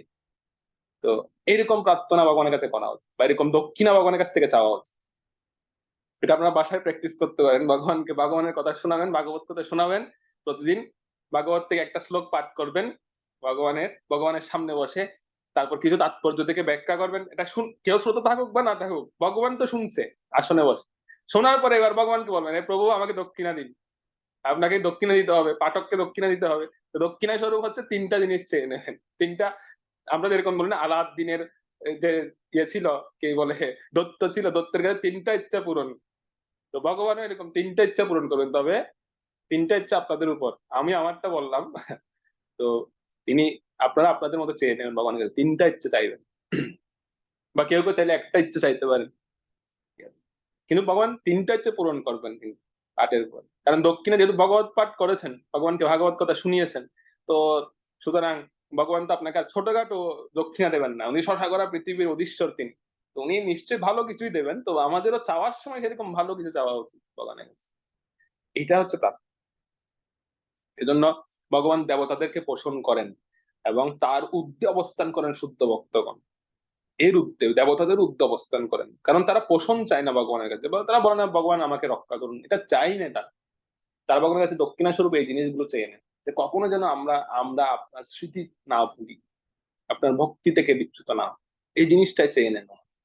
এই জন্য শুদ্ধ ভক্তের স্থান তিনটা ক্যাটাগরিতে, আর অসুর, দেবতা এবং শুদ্ধ ভক্ত, তিনটা ক্যাটাগরিতে ভক্তের স্থানটা সবার উপরে, দেবতাদের ঊর্ধ্বে তাদের কাছে ভগবান। কারণ শুদ্ধ ভক্তের কাছে ভগবান নিজের স্বরূপ প্রকাশ করেন, ভগবানের যে স্বরূপ সচ্চিত আনন্দময় মূর্তি, সেই মূর্তিটা প্রকাশিত হয়, শুদ্ধ ভক্তের কাছে প্রকাশিত হয়। আর তাই ভক্তদের উচিত ভগবানের পরিকল্পনা অনুসারে সবকিছুকে মেনে নেওয়া, এবং পরবর্তী যে নির্দেশনা, সেই নির্দেশনার জন্য প্রতীক্ষা করা, বা সেই ইঙ্গিতটা মেনে নিয়ে সেটার জন্য অপেক্ষা করা উচিত। এইটাই নারদ মুনি বলছেন পরবর্তী শ্লোক, 50 নম্বর শ্লোকে আমরা যাই, 50 নম্বর শ্লোক। হরে কৃষ্ণ। নিষ্পাদিতং দেবকৃত্যং অবশেষং প্রতীক্ষতে তাবদীয়ং বেক্ষত্বং ভবেদিয়াবদিহেশ্বর। অনুবাদ: পরমেশ্বর ভগবান দেবতাদের সাহায্য করার উদ্দেশ্যে ইতিমধ্যেই তার কর্তব্য কর্ম সম্পন্ন করেছেন এবং এখন তিনি অবশিষ্ট কার্যের প্রতীক্ষা করছেন। যতক্ষণ পর্যন্ত ভগবান এই পৃথিবীতে আছেন সেই পর্যন্ত আপনারা পাণ্ডবেরা অপেক্ষা করে থাকতে পারেন। হরে কৃষ্ণ। তো এখানে এই যে ভগবান এই কথাটা বলছেন, দেবতাদের সাহায্য কর্তব্য থেকে, এটা ভগবানের কর্তব্য সম্পাদন করেছে। তো দেবতাদেরকে ভগবান যে পোষণটা করেন, ওটা হচ্ছে কর্তব্য প্রসূত পোষণ, ঠিক আছে? ওটা কিন্তু ভাবের আদান প্রদান হয় না সেখানে, জাস্ট কর্তব্য, মানে ও আমাকে দেবতাদের পোষণ করতে হবে, তাদের রক্ষা করতে হবে, এই মেন্টালিটি থেকে। ভক্তের জন্য যে জিনিসটা ভগবানের মধ্যে কাজ করে, যে একটা আতুরতা কাজ করে, বিরহ কাজ করে, সেই জিনিসটা কিন্তু দেবতাদের ক্ষেত্রে করে না। তাদেরকে জাস্ট পোষণ করতে হবে, দেব সংস্কৃতি রক্ষা করতে হবে, সেই হিসেবে কর্তব্যবোধ থেকে তাদেরকে পোষণ করেন ভগবান। ঠিক আছে? এইটা হচ্ছে পার্থক্য ভক্ত আর দেবতাদের মধ্যে। তো সেজন্য এই কথার মাধ্যমে এখানে একটা ইঙ্গিত নারদ মুনি দিয়েছেন, সেই ইঙ্গিতটা হচ্ছে কি, এবং একটা জিনিস ইঙ্গিত দিয়েছেন, আরেকটা বিষয় গোপন রেখেছেন তিনি। একটা হচ্ছে ইঙ্গিত দেওয়া, আর একটা হচ্ছে গোপন না। তো ইঙ্গিত দিলেন কি, ইঙ্গিত দিলেন যে ভগবানের অসুরবধের কারণ তিনি বলে দিলেন, যদু বংশ যে ধ্বংস হবে সেই বিষয়টাকে তিনি গোপন রাখবেন। ভগবান কেন আসেন, অসুর বধের জন্য এসেছেন, এবং সমস্ত অসুরদেরকে যে ভগবান বধ করেছেন, এই এই সত্যটা নারদ মুনি প্রকাশ করলেন যুধিষ্ঠির মহারাজের সামনে, যে ভগবান এসেছেন, এই যে কুরুক্ষেত্র যুদ্ধ হলো, এত এত আসরিক প্রকৃতির লোকের যে মৃত্যু হলো, এটা ভগবত ইচ্ছাতে, ভগবানের কারণে এটা সম্পাদিত হয়েছে। আর সামনে আরো কিছু ঘটবে, আরো কিছু বিষয় ঘটবে সামনে, আপনি একটু প্রতীক্ষা করুন, আপনি একটু ধৈর্য ধরুন, আপনারা একটু ধৈর্য ধরুন। সেটা হচ্ছে কি, যে যে যদুবংশ ধ্বংস হবে সেই বিষয়টা তিনি গোপন রাখলেন, সেটা বললেন না, কেবল অপেক্ষা করতে বললেন। নারদ মুনি তিনি এটাই ইঙ্গিত দিচ্ছিলেন যে যা কিছু সংগঠিত হয়েছে, এটা এখানে কিন্তু শেষ নয়, সামনে আরো অনেক কিছু সংগঠিত হবে, অনেক কিছু আপনাদের দেখতে হবে সামনে। তাই কেবল ধৈর্য ধারণ করুন। এটা ভক্তের ভক্তের কর্তব্য। ভক্তের মানে লক্ষণটা হচ্ছে এখানে যে ভক্ত কেবল ধৈর্য ধারণ করেন এবং সমস্ত বিষয় অবলোকন করেন। ভগবান কর্তৃক সংগঠিত ভগবানের পরিকল্পনার যে অংশ, সে অংশই হয় ভক্ত। ভক্তের কাজই হচ্ছে ভগবানের পরিকল্পনার অংশ হওয়া, আর কিছু নয়। এটি হচ্ছে ভক্তের কাজ। যেমন অনেক সময় আমরাও ভেঙে পড়ি অল্পতেই। যে এখন দেখা যায় তো, এখন একটা গবেষণায় উঠে এসেছে এরকম যে 25 থেকে প্রায় 30 বছরের যাদের বয়স, এরা খুব বেশি ভেঙে পড়ে। খুব বেশি ভেঙে পড়ে, কারণ ওই সময় ক্যারিয়ার গড়ার একটা বিষয় থাকে যে আমার ক্যারিয়ারটা কোন দিকে যাচ্ছে, আমি কি হব, আমি কি করব। তো গবেষণায় উঠে এসেছে যে 25 থেকে 30 বছরের বয়সী যুবক যুবতীগণ ওনারা বেশি ভেঙে পড়ছেন সাধারণ মানুষের থেকে, খুব বেশি ভেঙে পড়ছেন, খুব বেশি ফ্রাস্ট্রেশনে থাকছেন। আপনি দেখবেন না, একটু লক্ষ্য করলে দেখা যাচ্ছে, এটা গবেষণা থেকে উঠে এসেছে। আরেকটা গবেষণা উঠে এসেছে যে 30 থেকে 40 বছরের মানুষগুলো এরাও কিন্তু একটা আপসেটে ভুগছেন, মানে একটা যেন মানে একটা তাদের মধ্যে যেন একটা অসন্তোষ কাজ করছে সবসময়। 30 থেকে 40 বছর। আগেটা ছিল 25 থেকে 30, যারা খুব বেশি ফ্রাস্ট্রেশনে ভুগছেন। আরেকটা হচ্ছে 30 থেকে 40, এই বয়সীর বা এই বয়সের লোকেরাও বা এই বয়সের মানুষগুলো কেন যেন একটা অতৃপ্তিতে ভোগেন সব সময়। এটা একটা দেখা গেছে, খুব ভেঙে পড়ছে তারা অন্যান্য মানুষগুলোর চাই, কি করবে বা কি হবে, এরকম একটা টেনশন তাদের মধ্যে কাজ করছে। যার কারণে তারা যেটা করণীয় বা তাদের যে জীবন প্রণালী, স্বাভাবিক জীবন প্রণালী, সেটাই ব্যাহত হচ্ছে। দৈনন্দিন যে জীবনযাত্রা, সেটাই নষ্ট হচ্ছে তাদের, শুধু ভবিষ্যৎটা চিন্তা করতে গিয়ে। বা এই যে মানসিক বিপর্যস্ত হওয়া, মানসিকভাবে দুশ্চিন্তাগ্রস্ত হচ্ছে তারা, সন্তান সন্ততি নিয়ে হোক, যে কোনো ভাবে হোক, এইটার কারণে তাদের পরবর্তী পরবর্তী তাদের জীবন সেটাই নষ্ট হচ্ছে, বা পরবর্তী জীবনধারা ব্যাহত হচ্ছে তাদের, বর্তমান জীবনধারাটা ব্যাহত হচ্ছে তাদের। সেজন্য এখানে নারদ মুনি এই জিনিসটা ওনাকে একটু সান্ত্বনা দিয়ে বলছেন যে মহারাজ, আপনার এই যে দেখতে পাচ্ছেন, আপনি এখন যে সমস্ত ঘটনা দেখছেন, এগুলো কিন্তু শেষ নয়। আরো সামনে আরো কিছু অপেক্ষা করছে আপনার জন্য, আরো অনেকগুলো বিষয় আসবে, সুতরাং একটু ধৈর্য ধরুন, আরো অনেক কিছু দেখার বাকি আছে। তারপর ভাবুন। এখন বাবার সময়, এখন এখন এরকম মোহগ্রস্ত হওয়ার সময় নয় আপনার। আপনি এখন যেভাবে ভেঙে পড়ছেন, তাহলে সামনে যে ঘটনাগুলো ঘটবে, সামনে যে আরো বিষয়গুলো আসছে, সেগুলো যখন শুনবেন, দেখবেন, তখন তো আপনার অবস্থা আরো খারাপ হবে। সুতরাং সেই সময়ের জন্য একটু ধৈর্য ধারণ করুন আপনি। এই কথাটা না আপনি এখানে বলছেন। যদি মরে যান তো তাহলে ভালো। আর তিনি বলছেন যে যদি মরে গেলেন তো বেঁচে গেলেন, যাক আপনার টেনশন মুক্ত, আপনি বেঁচে গেছেন। কিন্তু যেহেতু বেঁচে আছেন, সুতরাং ভগবানের পরিকল্পনাটা একটু ভালো করে বুঝুন। আমাদের জীবনে যা কিছু সংঘটিত হচ্ছে ভগবানের পরিকল্পনা ছাড়া আর কিছুই নয়, সবগুলো ভগবানের পরিকল্পনারই একটি অংশ। সুতরাং সেগুলো নিয়ে একটু ভাবুন, একটু চিন্তা করুন। মরে গেলে তো মরেই যেতেন, কিন্তু যেহেতু মরেননি, বেঁচে আছেন, আপনারা 5 ভাই, সুতরাং আপনাদের আরো অনেক কিছু দেখার বাকি আছে, অনেক কিছু দেখবেন। তো সেজন্য সেই সময়ের জন্য প্রস্তুতি নিন। এভাবে গুরুদেব বা সাধুগুরু বৈষ্ণবগণ ওনারা আমাদেরকে শিক্ষা দেন, এই কথাগুলো আমাদেরকে বোঝান যে আমাদের সামনে আরো অনেক কিছু দেখার আছে।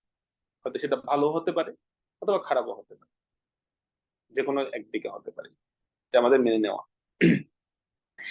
তো এইভাবে নারদ মুনি তত্ত্বগতভাবে যুধিষ্ঠির মহারাজের কাছে ব্যাখ্যা করলেন যে ধৃতরাষ্ট্র বা বিদুর গান্ধারীদের বিয়োগে আপনার মোহগ্রস্ত হওয়াটা ছিল অজ্ঞানতা, অজ্ঞানতা ছাড়া আর কিছুই নয় সেটা।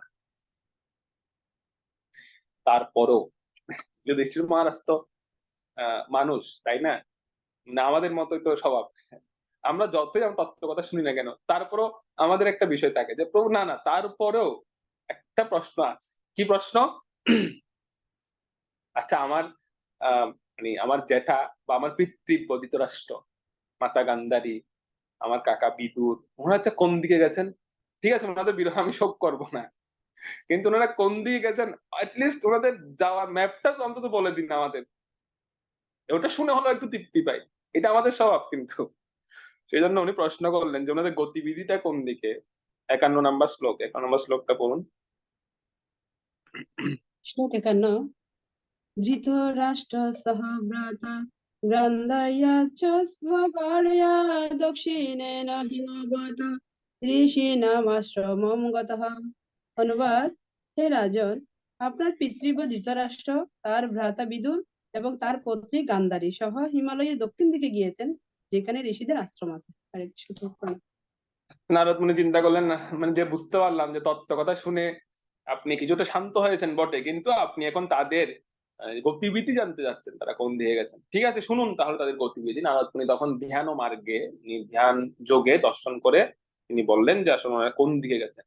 নারদ মুনি বর্ণনা করলেন যে হে মহারাজ, আপনার চিন্তার কোনো কারণ নেই, আপনি অনর্থক চিন্তা করছেন, আপনার চিন্তার কোনো কারণ নেই। ওনারা যে পথে গিয়েছেন বা যে পথে গমন করেছেন, সেই পথটি হচ্ছে মুক্তির পথ। এটি মুক্তির পথ। পূর্বে আমিও কিন্তু এই পথের প্রতীক হয়েছিলাম। নারদ মুনিও কিন্তু উত্তর দিকে যাত্রা করেছিলেন, আমরা পরে এসেছি সেটা। উনিও হিমালয়ের দিকে যাত্রা করেছিলেন, উত্তর দিকে। তো পূর্বেও কিন্তু আমি এই পথে গমন করেছি, আজকে আমি নারদ মুনি হয়েছি এই পথে গিয়ে। সুতরাং আপনার চিন্তার কোনো কারণ নেই, আপনি নির্দ্বিধায় থাকুন। আপনার পিতৃব্যরা যেদিকে গিয়েছেন, এটা হচ্ছে হিমালয়ের দিকে ওনারা যাত্রা করেছেন, আর হিমালয়ের দক্ষিণ দিকে যাত্রা করেছেন ওনারা। হিমালয়কে বলা হয় দেবভূমি। এটাকে দেবভূমি বলা হয় এই কারণেই যে এটা কিন্তু বর্তমানে আমরা যে হিমালয়ে যাচ্ছি, আহ, তো এই যে হিমালয়টা, এটা কিন্তু সাধারণ মানুষদের জন্য নয়। আপনারা দেখবেন এখনো পর্যন্ত হিমালয়ের যে সমস্ত তীর্থস্থানগুলো আছে, এগুলো মাত্র 6 মাস আমাদের জন্য খোলা থাকে। এই যে সামনে অক্ষয় তৃতীয়া আসছে, অক্ষয় তৃতীয়া থেকে খোলা হবে হিমালয়ের যে 4 ধাম গুলো আছে, সেই 4 ধামের দরজা খোলা হবে সেদিন। তো 6 মাস আমাদের জন্য খোলা থাকবে। আর 6 মাস কারা আরাধনা করেন? দেবতারা আরাধনা করেন। যদিও দেবতারা সারা বছরই আরাধনা করেন, কারণ দেবভূমি সেটা, দেবতাদেরই ভূমি সেটা। তো দেবতারা অত্যন্ত কৃপা করে, বা ভগবান অত্যন্ত কৃপা করে মানুষের জন্য 6 মাস গমনাগমনের একটা সুযোগ রাখেন। তো নারদ মুনি যুধিষ্ঠির মহারাজকে বললেন যে আপনার পিতৃব্যরা সেই দেবভূমির উদ্দেশ্যে যাত্রা করেছেন, মানে হিমালয়ের উদ্দেশ্যে যাত্রা করেছেন। আপনার চিন্তা করার কোনো কারণ নেই, আপনি নির্দ্বিধায় থাকুন। ওনারা মুক্তির পথে এগিয়ে গেছেন। আর এই যে সৌভাগ্য আমরাও যে বর্তমানে আমরা প্রাপ্ত হচ্ছি, যে হিমালয়ে আমরা হয়তো যাচ্ছি বা দর্শন করছি, এটা কিন্তু অত্যন্ত সৌভাগ্যের। এটা হয় না সাধারণত। এই এই সৌভাগ্যটা হয়তো সামনে নাও থাকতে পারে, বা সেই পরিস্থিতি হয়তো একটা সময় কলিযুগের প্রভাবে সেটা থাকবে না, একটা সময় সেটা বন্ধ হয়ে যাবে। তো তখন কিন্তু আমাদের দর্শনের সৌভাগ্যটাও কমে যাবে। যেমন একটা সময় আমি শুনেছি এরকম, যে আগে বদ্রীনাথ ধামে গেলে, বদ্রীনাথ ধাম থেকে একটু উপরে উঠলে তখন দেবতাদের যে অর্থমন্ত্রী কুবেরের রাজধানীতে দর্শন করা যেত। মানে সেটা সশরীরে দর্শন করা যেত, পৃথিবীর মানুষেরা দর্শন করতে পারত অর্থমন্ত্রীর রাজধানী। সেই রাজধানীর বাতি বা দ্বীপ এগুলো দেখা যেত, কিন্তু এখন দেখা যায় না। তো আমি যখন বদ্রীনাথে গিয়েছি, তখন আমি দেখছিলাম যে কোথায় কোথায় সেই অর্থমন্ত্রী, কোথায় সে প্রাসাদ। একটু দেখি যে দিক দিয়ে ভীম উঠেছিল, ভীম গিয়ে সেখানে যুদ্ধ করেছিলেন সেখানে। তো কিন্তু কই, আমরা দেখতে পাচ্ছি, কারণ এখন কলির প্রভাবে কি হচ্ছে, আস্তে আস্তে এগুলো অদৃশ্য হয়ে যাচ্ছে। যেখানে স্বর্গ স্বর্গ দেখা যেত আগে, সেখান থেকে স্বর্গলোকের কিছু অংশ সেখান থেকে দেখা যেত, কিন্তু এখন দেখা যাচ্ছে। তো একটা সময় গিয়ে হিমালয়টাও বন্ধ হয়ে যাবে, হিমালয়ের এই সমস্ত ধামগুলো যাওয়া দুর্গম হয়ে যাবে সেখানে। তো এখনো সৌভাগ্য আমাদের যে আমরা এখনো পর্যন্ত সেই ধামগুলো দর্শন করতে পারছি বা সেখানে যেতে পারছি। তো সেই স্থানটি কেমন যেখানে ওনারা গিয়েছিলেন, সেটি জানতে চাইলেন যে হে প্রভু, যুধিষ্ঠির মহারাজ জিজ্ঞেস করলেন যে আমার পিতৃব্যরা যেখানে গিয়েছেন সেই স্থানটি কেমন। তো সেটা 52 নং শ্লোকে বর্ণনা করা হয়। 12 নম্বর শ্লোক করুন। স্রোতোবি সপ্ত বীর্যা বৈ স্বরধ্বনি সপ্তধা ব্যদাৎ সপ্তানাম প্রীতয়ে নানা সপ্ত শ্রোতা প্রচক্ষতে। অনুবাদ: সেই স্থানে পবিত্র গঙ্গা নদী সপ্ত ঋষির প্রীতি সম্পাদনের জন্য নিজেকে সপ্তধারায় বিভক্ত করেছেন, সেজন্য এই স্থানকে লোকে সপ্তশ্রুত তীর্থ বলে। এই তীর্থস্থানটি এখনো বর্তমান আছে, যেটার নাম এখানে বর্ণনা করা হয়েছে সপ্তশ্রোতা। মানে এই আশ্রমটি হচ্ছে যে সপ্ত ঋষিগণ আছেন, মরিচ, অত্রি, মুনি, বিভিন্ন ঋষিরা, ব্রহ্মার মানুষ পুত্রগণ, ওনাদের আবাসভূমি বা ওনাদের আশ্রম সেটি। ওনারা যেখানে তপস্যা করেছিলেন সেই স্থান অত্যন্ত মনোরম স্থান। সেখানে গঙ্গা দেবী ওনাদের প্রীতির জন্য গঙ্গা মাতা আমাদের প্রীতি সম্পাদনের জন্য তিনি 7টি ধারায় প্রবাহমান হয়েছেন, মানে 7টি ধারায়, সপ্ত ঋষির জন্য 7টি ধারায় তিনি সেখানে প্রবাহমান হয়েছেন, ঠিক আছে, প্রবাহমান হয়েছেন। সেজন্য তীর্থের নাম হয়েছিল সপ্তস্রোতা তীর্থ। তো এই স্থানে তারা অবস্থান করেন যারা পরমার্থ অনুশীলনকারী। নারদ মুনি বলছেন যারা পরমার্থের অনুশীলনকামী ওনারাই কেবল এই স্থানে যেতে পারেন, এই স্থানে অবস্থান করতে পারেন। অর্থাৎ যারা বৈরাগ্য অবলম্বনকারী ওনারাই কেবল এই স্থানে আসতে পারেন। তো সেই কথাটা বলতে বলতে তিনি এইভাবে বর্ণনা করছেন। তো এটা শুনে যুধিষ্ঠির মহারাজের জিজ্ঞাসা হয়েছিল যে ধৃতরাষ্ট্র, তাহলে আমার পিতৃব্য ধৃতরাষ্ট্র যেহেতু ওখানে গিয়েছেন, তো ওনার বৈরাগ্যটা কেমন, উনি কি কি বৈরাগ্য অবলম্বন করেছেন? তো সেই বৈরাগ্যের কথা 53 নং শ্লোক থেকে বর্ণনা করা হবে। ওকে, হরে কৃষ্ণ কৃষ্ণ কৃষ্ণ হরে হরে, হরে রাম রাম রাম। তো পরবর্তী 53 নং শ্লোক থেকে পরবর্তী শ্লোকে সেই বিষয়গুলো বর্ণনা করা হবে। ওকে, শ্রীমদ্ ভাগবত মহাপুরাণে কি জয়। ভগবানের সত্য